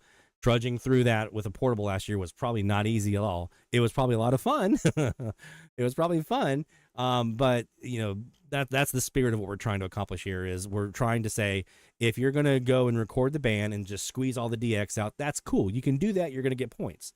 If you're going to go the old school way, we want to try to level set that as much as we possibly can. So that's the spirit of what's going on there. Stephanie says, I'll be on a cruise in a couple of weeks, DXing at sea. Okay, yes, but you need to differentiate your location. So when you're filling out your form over here, on your logging entry form, so anything that you do here that is outside of 25 miles from your home location, or you're submitting all your other logs, you're going to want to change it here to wherever you're logging from. Just change your location up there. And you can do as many locations as you want. That's fine. They're all going to count separate, right? So I'm not going to combine all the Stephanies into one. It's going to be Stephanie at sea, Stephanie at home, Stephanie. So each of those locations will count individually. So, you know, for like FMCC, only, you know, if you get 100 logs under Stephanie at home, there's your FMCC, but I'm not going to be combining those that way. Hobbyman Zach's ZXC says, I'm very old school. I use just a FM AM Walkman. Love it. Is there a mileage which delineates between local and tropo? Asked Barry. It's not mileage, it's conditions. And so this is where, again, we're on our system on this one and leaving it up to your discretion. So I used the example in the Slack channel the other day. There is a station on 93.7 in New Iberia, Louisiana. I can only hear that station when tropo comes in and overtakes our low power FM station we have down in New Orleans. So if I'm getting that station, now it's only like 100 miles or less away, so it's not that far. So if I'm assigning a mileage to it, I would normally say anything within 150 miles is local to me, not tropo. But in this case, that is tropo. So it's about the conditions that led to the reception. That's what you're kind of going by, if it's local or tropo. Let's see what else we got in here. This FM DXing on vacation strips count. I think I covered that one there for you, Stuart. Hopefully, if not, let me know. Airplane Sky, we talked about that.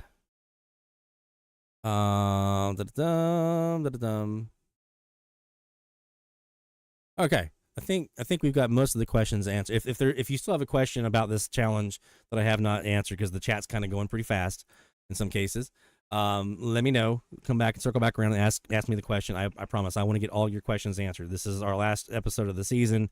I don't want to leave until all the questions are answered. So definitely shoot those over to me. So yes, bookmark. I'm going to put the link in the chat one more time. You're going to want to bookmark this thing.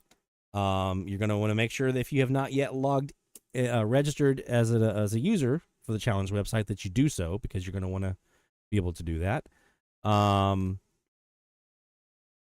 So yeah, definitely check that out. Let's see. Let's do this. Talk about this. Actually, real quick, let me do one more shout out. We have another shout out in here for our friend Art Jackson. Art says, sorry to have only played one challenge this season. No worries, man. 1 or 100. You're here. That's all that matters. I ham too much. I need to do more. I'm going to do more this summer, I think. All but one log on 2 XH Data D808s, other a RTL SDR. I skipped a part here. I managed to hear and log the alphabet for both AM and FM plus DX Central on all letters on FM, 7 of 9 on AM. So he's almost done with the AM side for spelling out DX Central, but got all 26 letters. We're still waiting for that first person to get all 9 of DX Central on FM and AM and all 26. John Johnson in Arizona was our first person to complete AM completely on the Alphabet Challenge. But I don't know if we ever got anybody on the Alphabet Challenge to get AM and FM, but Art got pretty close here. All but one log was on 2 XH data D808s, other and RTL SDR, rabbit ears, turnstile, and old Rat Shack TV log periodic, Miss Rat Shack, and FSL loop stick. Well done. So we're going to get you this guy. Oh, am I on the wrong input to do that with? Now I'm not. Boom. Just like that, Art.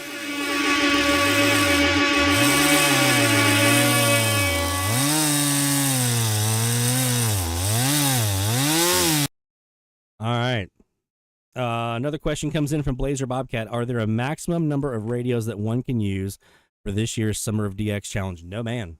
No, use whatever you got. I don't want to limit that in any way. The only thing is, if you're using an SDR, make sure you mark it, because how you mark whatever radio you use is how I'm going to be assigning the portable points. So again, honor system on this one. But I don't want to limit you guys. Use as many radios as you need to. I want you to get DX. That's the point here. I just want you to get DX as much as you can, whenever you can. When the band is open, go nuts. Get the DX, whatever it takes to get it in. So as many radios and as many antennas as you can possibly use, go for it. Knock yourself out. Does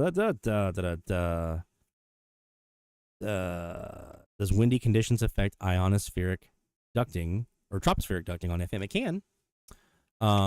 It can change that. Take care, Art. Thank you, sir. Appreciate you being in here and appreciate your shout out you submitted. The wind can change the temperature. So a great example, as we're talking about this last week, is here on the coast. Why we see a lot of times tropo on the coast is because of the sea breeze. Because you have this warm air that goes all the way up, right? As you go up, it's warm air. But then in the evening, you get that sea breeze that comes in and cools it down. So now you've got colder air underneath hot air, and that's not supposed to happen. It's supposed to be the other way around. Boom, tropo. So yes, it can impact that. So let's talk about this CDAP, Sporadic E data analysis project, 2017 to 2014, 8 years of data, and it feels like it took that long to do the analysis. I'm not going to dive into all of it. There's going to be a series of videos that come around this thing. So trust, we're going to cover it all on the channel, but I at least want to give you guys some of the high points in here and some things to look about. We actually have our first of the video series of that coming out. I have to finish editing it. So I want to say probably tomorrow, I think it's supposed to rain tomorrow. So probably tomorrow it'll come out. And it's going to be our recap of 8 years of May. Okay. So what got me thinking about this, so Nick and Bryce had mentioned Pat Dyer's data. And I'd gotten a hold of some summarization of that data. And I was looking at it, and the thought occurred to me, I was like, well, this is awesome data. And Pat did an amazing job of documenting all of it. But one DXer and their data, it can be, in some cases, if they're in a location that's prone to sporadic E, it can be a good indicator. But if they're maybe not, or maybe they're in too good of a location, and it looks too good for them, and then the rest of us are like, what? Great example. 2022 was an amazing season. A lot of people had a lot of action in 2022. I did not have a lot. Now, there was probably some days that I missed. I know there's some days that I missed, but I didn't have a lot of openings that season that impacted me here in Mandeville, at least. So that's why I restarted my log in 2023. So typically when we think about sporadic E and we're thinking, okay, this year compared to last year, compared to the year before, we're comparing our own experiences, right? Because that's all we know. We only know what we encountered, and maybe what we hear from other DXers, what they encounter. So if I'm like, man, 2024 was awful, and you're like, yeah, it was pretty bad. I didn't really see a whole lot. Really, I didn't see a whole lot either. Now we're having a conversation about it. We're getting some context. But other than that, there's really not any other way for us to kind of get a very high-level view of the season beyond what we do in our own logbook. So when I'm looking at my logbook and I'm like, well, last year I had this many logs, this year I had this many logs, that's an easier comparison to make, because I'm judging my experiences in my location versus my experiences in my location the year before. That's a fair assessment. It's not fair for me to judge 2024 or any other season for you and your location, right? So we have to look at this much more openly and much more high level. So that's what started this project. And I know last year we did our kind of mid-season look. We were like, hey guys, 2024, yeah, it's pretty rotten. And I have equal amounts hope, optimism, and pessimism about if it's going to get any better or not. We did that like in early July last year, and it was using a lot of the same data. But we've expanded upon that now. We've added last year's full amount of data in there, including DXer data, which we didn't have at the time, to really get a really good sense of exactly what these seasons look like.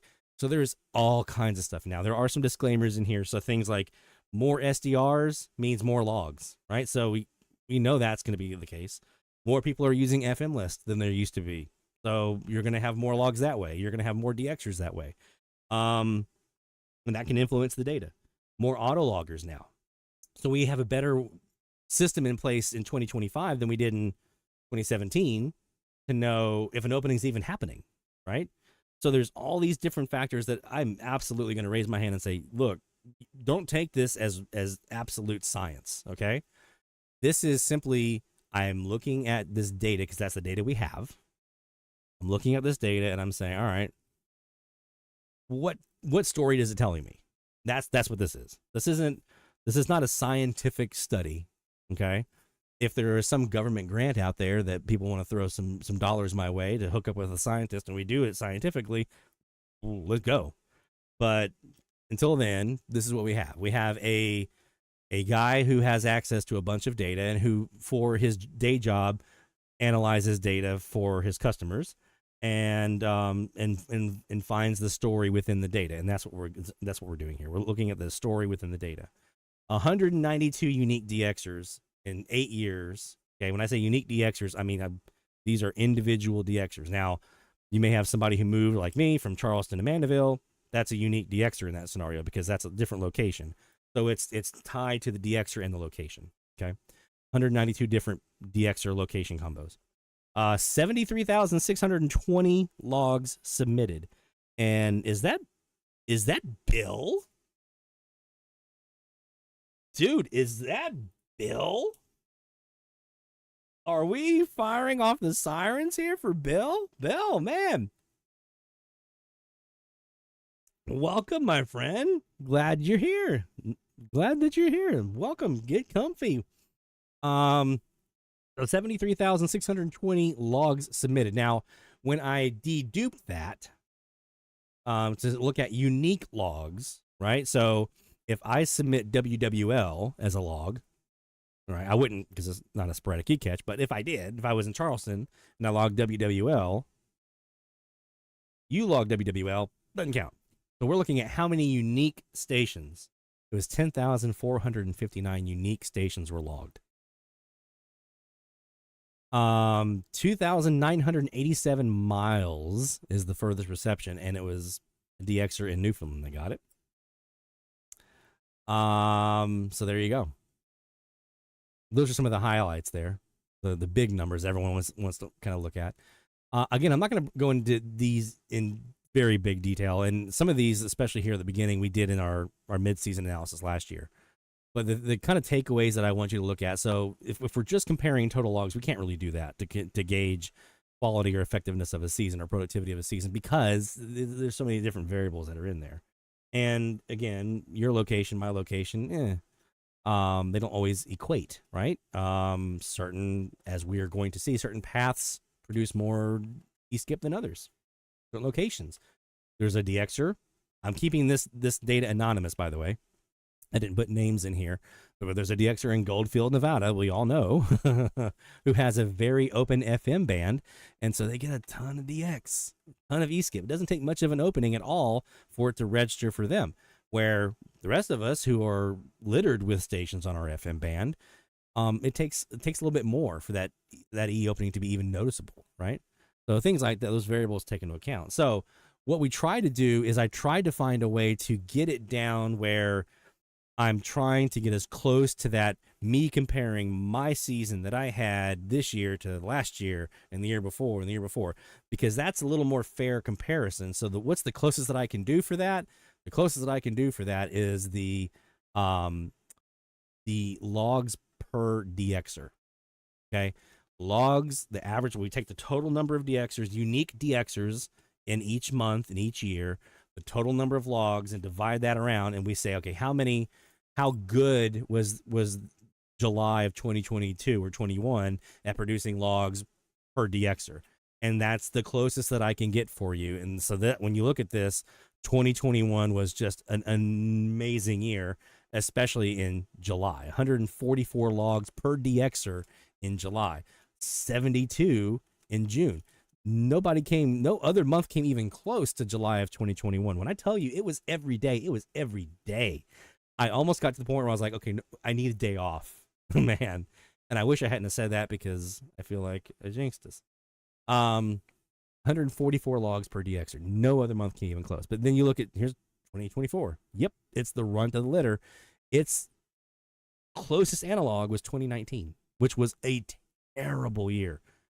2020 was also pretty bad, and there are sometimes when you look at it, it's closer to 2019, some was a little closer to 2020.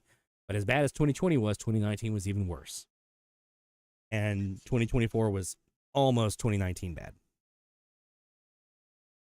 Okay. So this is probably our most popular thing that we talk about with this analysis are the heat maps. So every day during the E season, I'm going to try to put out on social media, Twitter, Facebook, Slack channel, a daily post that has the recap of that day's historical activity from our analysis, right? So I did it May 1st. I did it last night for May 2nd. We're about to do it here in a couple hours for May 3rd. So what we've done, and we talked about it earlier, we've grouped in the number of logs reported for the day, not openings. We don't have the ability yet to count openings. I'm working on it. But we don't have the ability to count openings because I have an opening. You have that same opening. This person over here has that same opening. That's one opening, but we have 3 different paths.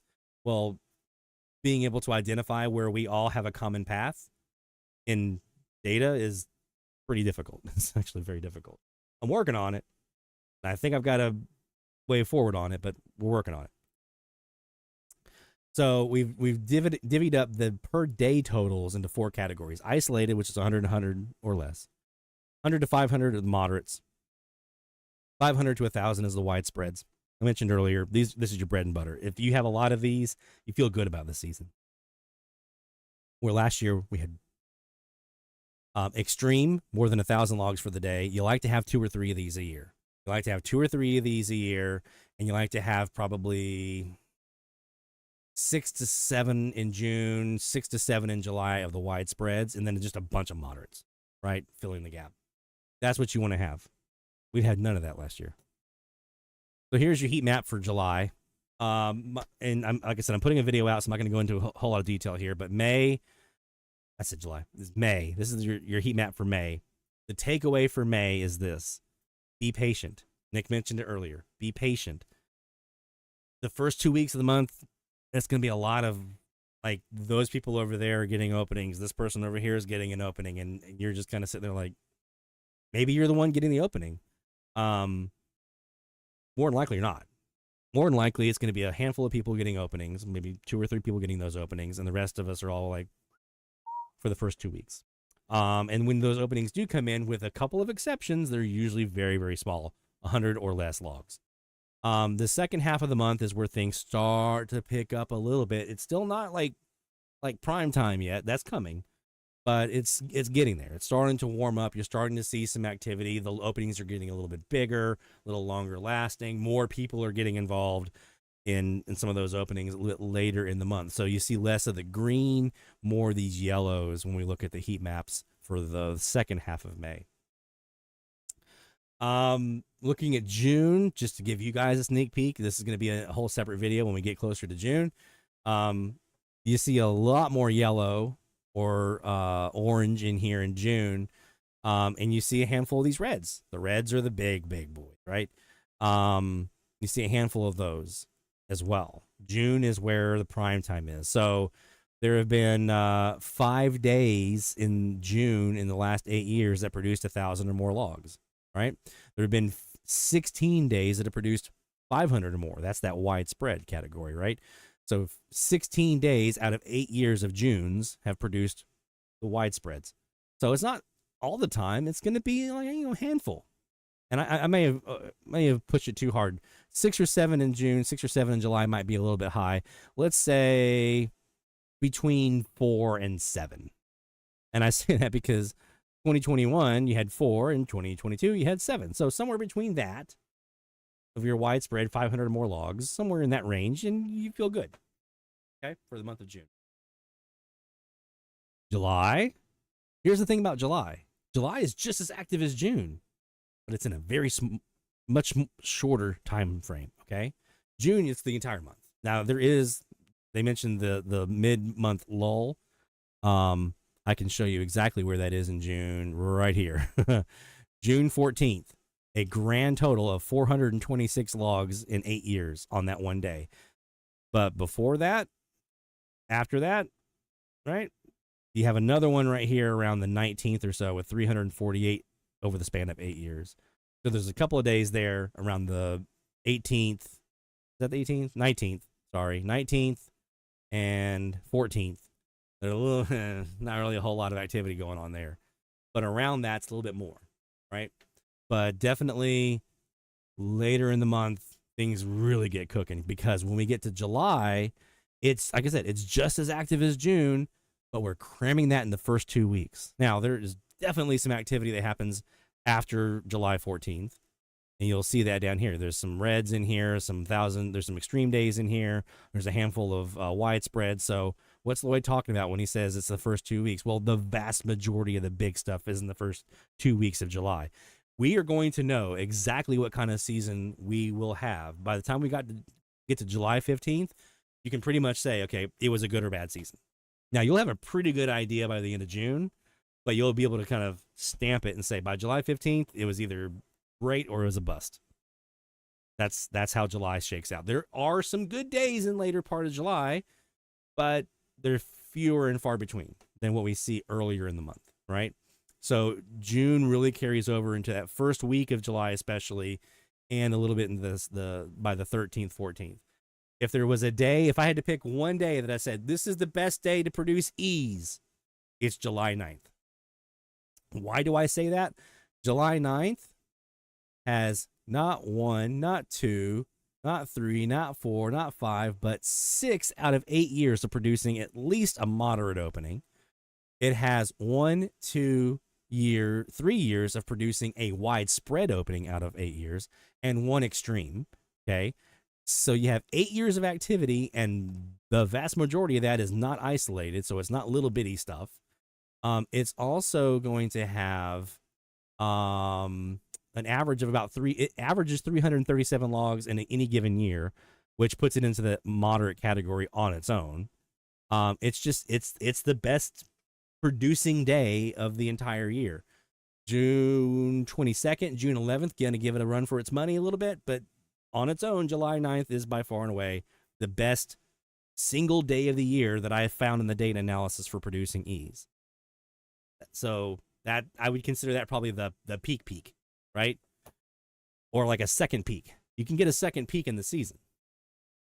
So August, it's the death rattle. There's not a whole lot here. You're going to get some openings that are pretty decent, some moderates.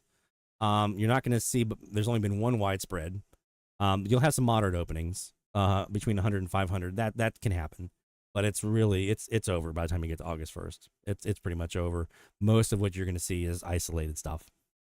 If you're one of those that get some isolated stuff, like 2022, there was some nice openings there. And I know like Boot Crew North, they were getting some stuff up in Arkansas, but it's pretty much over by the August. We also have the heat map for MUF, just like before. This also shows May kind of comes in pretty weak, a little bit more lower MUF. By the time you get to late May into June, look at all that. I mean, that's just the toppermost of the MUF-ermost, right? Same thing, July, a whole bunch of high MUF, but it starts declining that second half a little bit, and then August is just weak.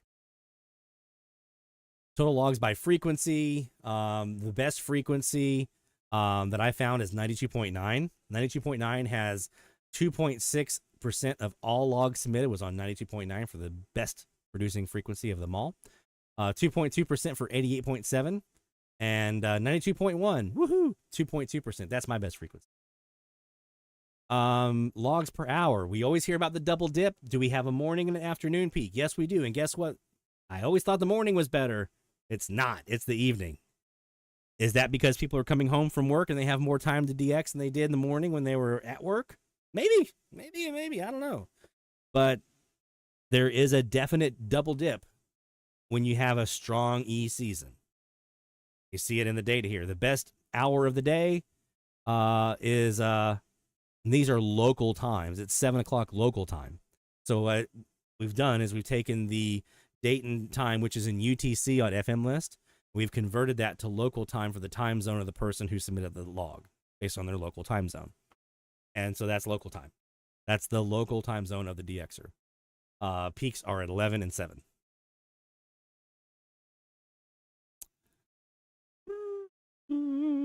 Best hour? Yeah, it's absolutely 7 o'clock. It's 11.4% of all logs submitted were at 7 o'clock. 6 o'clock is 11.17 for a close second. And then the next best would be here at 9.47 at 11 o'clock. So the two best hours are 6 and 7 p.m. local time. So don't think that's like, well, that's East Coast and so the West Coast. No. That's local to the DXer. So when they submitted the log, it was between 6 and 7 o'clock were the two best hours. One of the things that I looked at was how does that break out by month? Are there certain months where certain hours are better? July is a little bit better in the middle part of the day. I don't know why. I don't know why that is. But that gap between 11 o'clock and 7 o'clock, July seems to have a little bit of a lockdown on that. Don't ask me why. I don't know. Sometimes this analysis gives us more questions than answers. And this is one of those. I don't know why. The middle of the day is so much better in July. As you see here, this yellow barred area right here in the middle of the day. And I think back to July of 2021. Yeah, a lot of those openings that I was getting into Puerto Rico and stuff like that, it was between noon and 5. I don't know, man. These late night hours, this is the most interesting thing for me that I've seen in the entire analysis. There are E-logs, and again, remember, we're talking about local submitted time. There are E-logs submitted for all 24 hours of the day.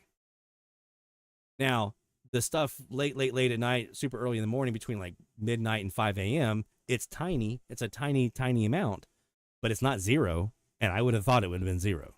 It's not zero.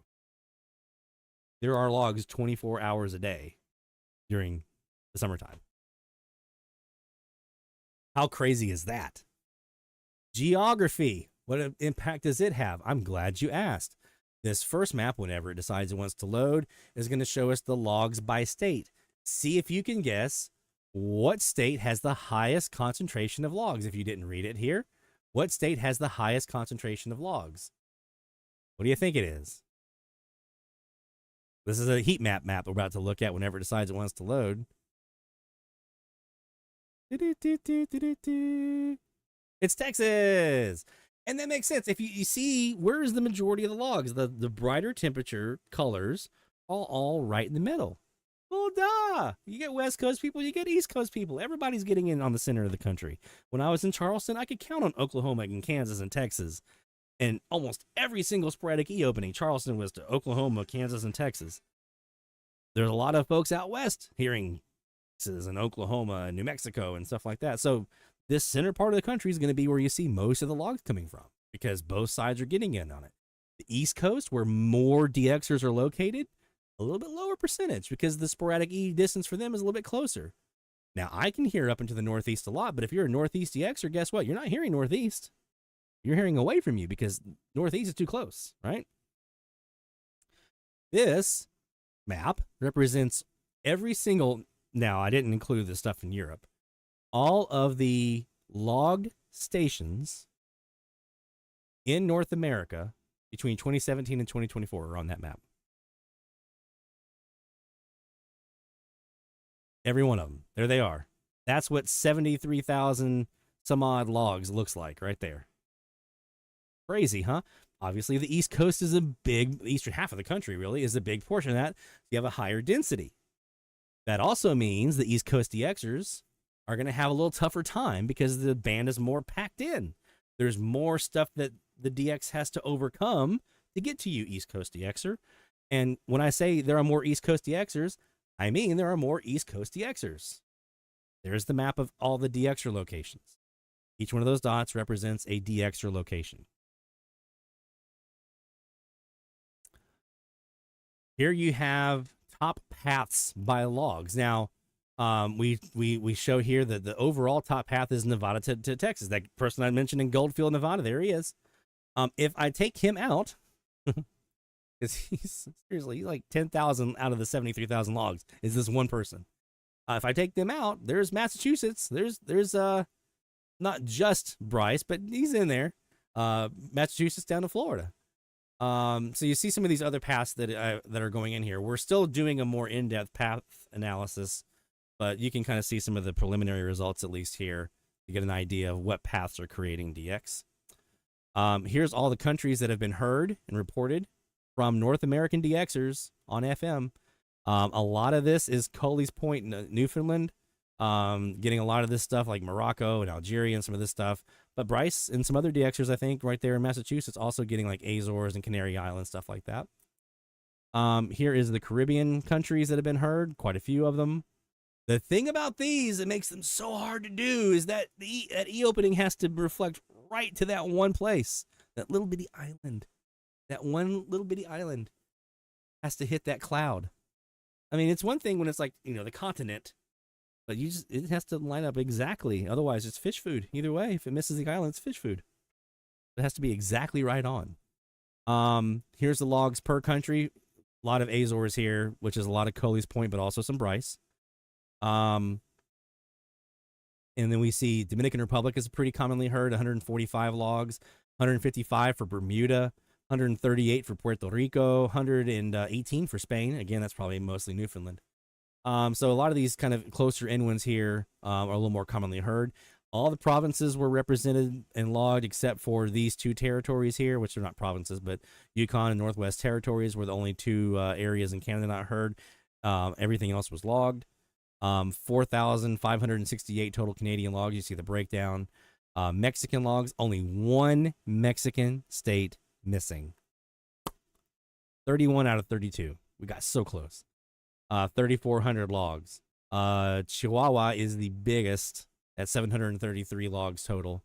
It's right there at the southwest of Texas. So if you get a lot of Texas openings, guess what? You're probably getting a lot of the Chihuahua as well. And then I also wanted to see, are there certain months that create more DX into certain areas, like certain countries? And this was because of a conversation I was having in the Slack channel where people were like, I feel like all the May stuff is to the south, or a lot of July stuff is to the south. Well, guess what? There's some credence to that, especially the July part. Now, a lot of that was probably July of 2021, if I'm going to be honest. A lot of that probably was July of 2021. But there's some other years that July still also produced a big portion of the stuff down into the Caribbean and down into Central America that I was seeing. And May does as well to a point. Look at Honduras. Out of 17 logs, 7 of them came in May. That's a pretty good, big portion of that population. Turks and Caicos, 1 log in May and then a couple in July. So I mean, there's definitely some credence to that theory that May and July are like, you can get stuff in June. There's a lot of red in here. That's June. You can get stuff down south in June, but it's probably more likely in May or July. More likely, at least. And then I also said, okay, is there a cadence or a pattern to what years? Like, is it like every other year you're going to see something, or what is it? So that's what this breakdown is. All the orange you see here is 2021. So that's why I'm saying a lot of that is 2021. But a couple years later in 2023, we saw it happen again. There's Turks and Caicos, there's Venezuela, there's Puerto Rico, and so forth. There's Jamaica, which was a little more consistent, which was interesting. I didn't think it would be. There's Antigua, 2021, 2023.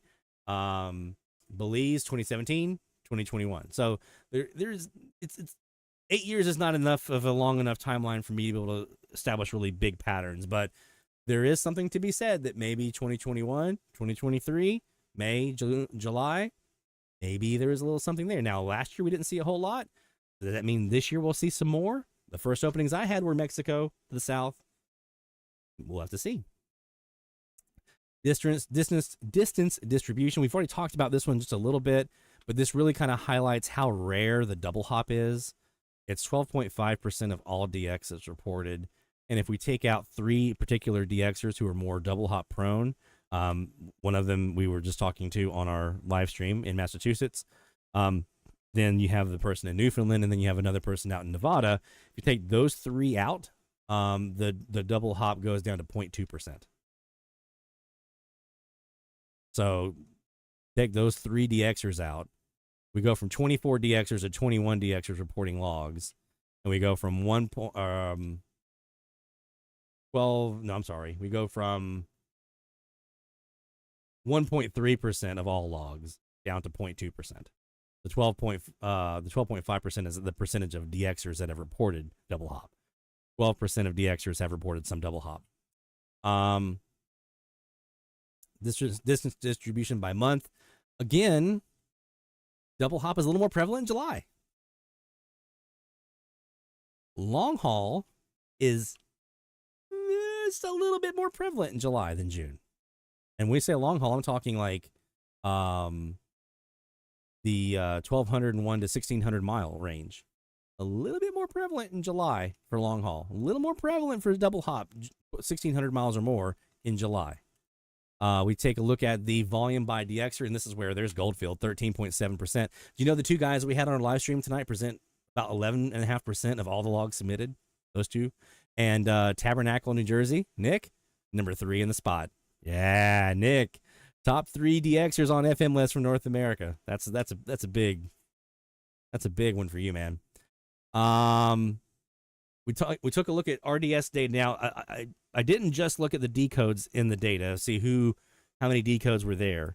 I also looked at the amount of RDS available.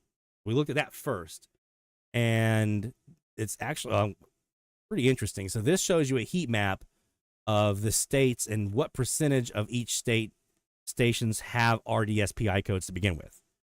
Why does this help you? Well, if I have an opening to the Northeast up into New England, I know I have a better chance of getting an RDS decode than if I have an opening out west where it's a little bit less.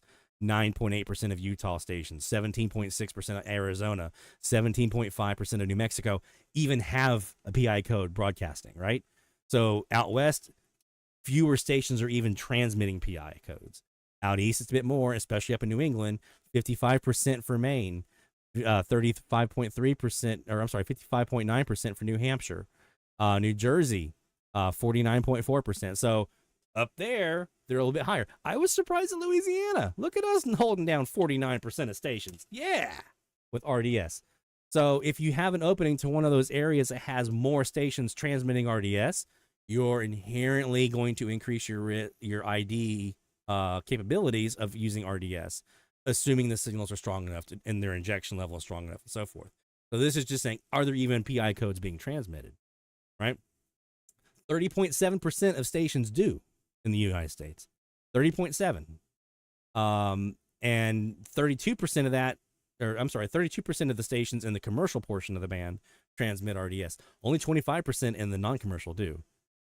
So if you're sitting around waiting for RDS in the non-commercial portion, if you're a low MUF opening, less likely you're going to have RDS than if you get up into the upper portion of the band. And that also reflects on frequency. Here's the top RDS frequencies. 46% of stations on 105.7. So if you get a station on 105.7 from the state of Maine, guess what? You got a really good shot at getting an RDS decode, assuming their injection level is high enough. So then we break it down by the actual decode. So let's flip that now. Only 48% of all the logs in the data actually had RDS decodes. 48%. So less than half of the time people are getting decodes. I would expect this number to go up, and it has been going up. We had a little bit of a increase here in 2020 where the blue, which is the nose, was a little bit higher, but then that went down and went down slight little bump in 2023, and then it's back down again at 45.5%, which is the lowest percent for no. So this 54.5% of people getting RDS decodes in 2024, as bad as last year was, that was the highest rated decodes for RDS that we've seen. Autologgers are part of this. I'm convinced. Okay. And we also see the breakdown by country. So if you're trying to get an RDS decode from a station in a specific country, this will tell you where you are likely to have it coming from. And then my final thoughts. So we're going to have videos where we dive into this data a lot more and talk more about it, but I at least wanted to give you guys a preview. That took months and months and months and months and months of number crunching and getting frustrated and redoing stuff. So hopefully that is something that is helpful for you guys and helpful for the community as a whole. So definitely I'll put the link in here one more time in the chat. Go check it out. Sit down with a cup of coffee and a DX Central mug and take a look at that data, and hopefully that will be something interesting for you. If nothing else, it can help you understand what you're looking at and provide some context when it comes to a particular opening or a season or a month or whatever. So there you go. That is the Sporadic E data analysis project. We're going to be continuing to add to this as we go along, but that is the first full iteration that we're releasing here. Really quick, I know we are past 10 o'clock. We've never had a live stream this long, but I did want to take a really quick moment here to do a post-mortem, as it were, on Season 4 of the Medium Wave Frequency Challenge. And I can't remember if I have this page up yet or not, but we're going to take a look and see. I haven't added, obviously, in the data yet for the Alphabet Challenge, but I do have an overall data here for us for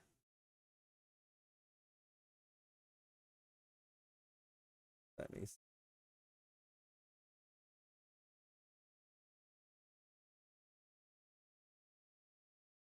No, not that.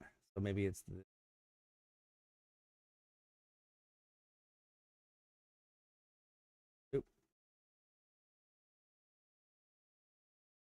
We're going to do it the old-fashioned way. We're going to log in as an admin here and just pull up the page. It hasn't been published yet.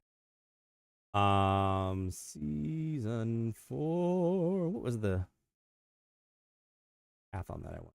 Anyway, so this is Season 4. I'm going to be adding more charts and stuff like that to it, but this page will be going live here pretty soon. And 8,000, this is not counting the Alphabet Challenge, 8,659 logs submitted by you guys. 43 different DXers submitting logs this season on the Medium Wave Frequency Challenge. 50 states heard out of 51. So there's one state missing. Can you guess who it was? One of you knows probably better than anybody else, because one of you logged one of the two hard ones. So it's one of those two, obviously. It's Alaska. Alaska was the only station not logged. Stephanie, thank you for giving us Hawaii this year. 27 different countries heard. Barry Bankston, once again, just unbelievable. 1,678 logs for Barry yet again. Barry, though, has won recently. And that means this year, our champion is 835 log, Greg Caniglio in New York. Well done, Greg. Last year's champion, Dennis, got his hoodie last year, so we got him taken care of. Barry is, we're going to retire Barry's status, I think, because he just every year, still submit logs, Barry. I'm not saying don't submit logs, but we're going to make you like, name it like the Barry Bankston Trophy or something like that, or whatever we call the award. So, Greg, I'll be reaching out to you directly here soon, and we'll figure out a nice little something to do for you for winning this season of the Medium Wave Frequency Challenge. It was a close one with Neil. Neil Wolfish, just a couple logs behind, but last time I checked the Alphabet Challenge, Greg was a little ahead there. So, Dennis was right there in the running. So was John Johnson, Jacob, Sean Kutsko right there as well, and so forth. Not a great season for me. I didn't have a lot of time for DX. So, definitely didn't have as many as I wanted to. 2,500 unique stations heard this year. The most logged frequency was on 1240. Let's see, was it all? Nope, 950 was the highest logged non-graveyarder with 146 logs. WSB in Atlanta, WHAS in Kentucky, the most logged stations, 47 logs each. I'm still doing some cleanup on like the Rebellion stuff and Progresso, all the Cuban stations. I'm still cleaning up the naming convention on that, just to get all that so we can get an accurate count. With Greg doing his part up there, New York, the most commonly logged states, with 604 stations logged in the state of New York. States heard by DXer Jacob Hammond leading the way with 44 states logged just this season. Jacob, well done, man. You have more states logged during the frequency challenge this year than I have in the entire time I've been DXing in Mandeville. Well done, man. Well done. Barry right there behind at 42. And Sean, by the way, 40, top 3. Sean, well done, dude. 41 states this year in the challenge. My man. Heard countries. David Pete up there with that Southern Bog. I'm telling you, he was soaking up all the countries. 17 different countries heard by David. 14 from Barry. And Stephanie coming in there with 10 with that TP, the Trans-Pacific stuff coming in. Nicely done. Outside of Canada, U.S., and Mexico and Cuba, Colombia was the next most commonly heard country there with 30 logs. Most of those were David up in Maine. We had Bahamas, Bonaire, Netherlands, Antilles, which I'll add those 9 in there, make that 19. Haiti, England, Puerto Rico, Nicaragua, Dominican Republic, Ecuador, Algeria, Spain, El Salvador. These are all the top ones in here. Receptions by mileage. Stephanie, Radio Taiwan, that 7,005 mile reception from the Hacienda. You take the cake. And the title for mileage queen on this one, 7,005 miles. That is insane. My 5,000 miles goes. Airspy radios, Airspy SDRs leading the way with Perseus right behind. Wellbrook loops with terminated loops right behind that as well. If we combine the terminated loops, super loops, and decasses, that would be the top. But the Wellbrook is the highest single type of antenna there used. So, there you go, man. That is season 4, the medium wave frequency challenge. Like I said, I'll be adding in the alphabet challenge stuff in here soon, and we'll be putting that up for you guys to take a look at and reflect on this season. And I'm already starting to think about next season, some things that we can do, some different stuff that I want to bring into it. What did you guys think of the theme challenges this year? Did you like that as a change of pace from the frequency model, right? We're still going to do the frequency model. I think we'll come back to that. Those aren't done. We'll probably do some more themes, and then there's probably some other things that I want to try out too to change up the challenges in this next season. It's season 5 of the challenges, so I got to do something special. So yeah, let me know what you think. Were the themes fun? Did that mix it up a little bit, make it a little unique? Maybe give you a bit of a breather in some cases. So there you go. Questions before we wrap up. Any questions you guys have? Anything you want to share with the group? A lot of you are in the Slack channel. We'll be seeing you there this summer. I'm sure you'll see me on social media, Twitter and Facebook, as we do our stuff. Stephanie says we kept it fresh. That's what I was trying to do. I didn't want people to get bored with the challenge and just say, "Oh, I'm DXing the graveyard again, DXing 950 again." No, let's keep it going. It was a fun change, says Jacob. Nice. Thanks, guys. Appreciate y'all. All right. So season 6 of DX Central Live will be here in September, before you know it. In between then, we have the Summer of DX Challenge, AM and FM. AM, you know what to do. Go log as many stations as you can and keep doing it over the course of the summer. May, June, July, and August. At least 5 in every month. You get 500 bonus points if you do that, so that's awesome. FM, adding that this year. Kill it, guys. Go get you some FMDX. If you've never done FMDX, there's never been a better time to do it. I promise you. It is the only downside to FMDX. I will absolutely say this with all seriousness. The only bad side of FMDX is it is crazy addictive. It is crazy. When Nick was talking about being patient and people wanting to pull their hair out when the season's not going, it's like a drug. You get a rush when you get those openings, you get that rush. It's addictive. It really, really is. I find every year a little bit earlier, I'm like, oh, FM season's coming up. FM season, and it's here. I'm so excited. All right. From our sponsors, the Spectrum Monitor magazine, thespectrummonitor.com. From the National Radio Club, nationalradioclub.org. From the International Radio Club, ircaonline.org. We didn't even get to do any AMDX tonight. Well, the conditions weren't that great anyway. From all of our sponsors, from all of us here at DX Central, my friends, thank you so much for making Season 5 so special for me. This has been a really, really fun one. It was our longest season to date. It was, the 5th season should be special, and it was. And we ended on such a high note with Nick and Bryce. Again, thank you guys for joining in. Looking forward to seeing what this FMDX season has in store for us. Looking forward to some AMDX this summer, maybe some stuff we haven't really tackled yet. My log totals in June, July, and August, not that great. Let's change that. So let's go have some fun. Stay safe. Go learn some new stuff about DX. Go try out a new antenna. Get you some new gear. We'll see you guys back here in September. Take care, my friends. Best of DX 73. Now, go hit the bands. We'll see you soon.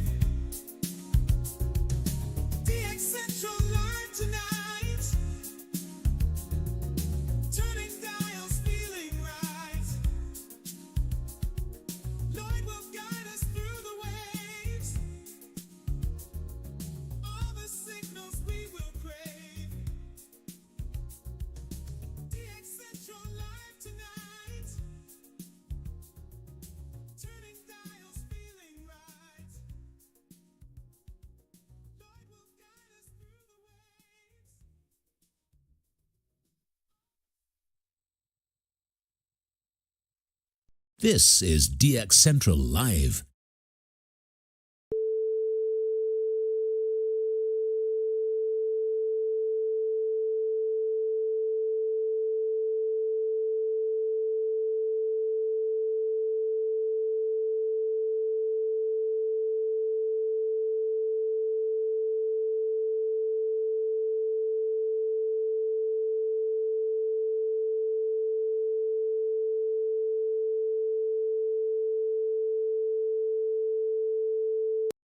This is DX Central Live.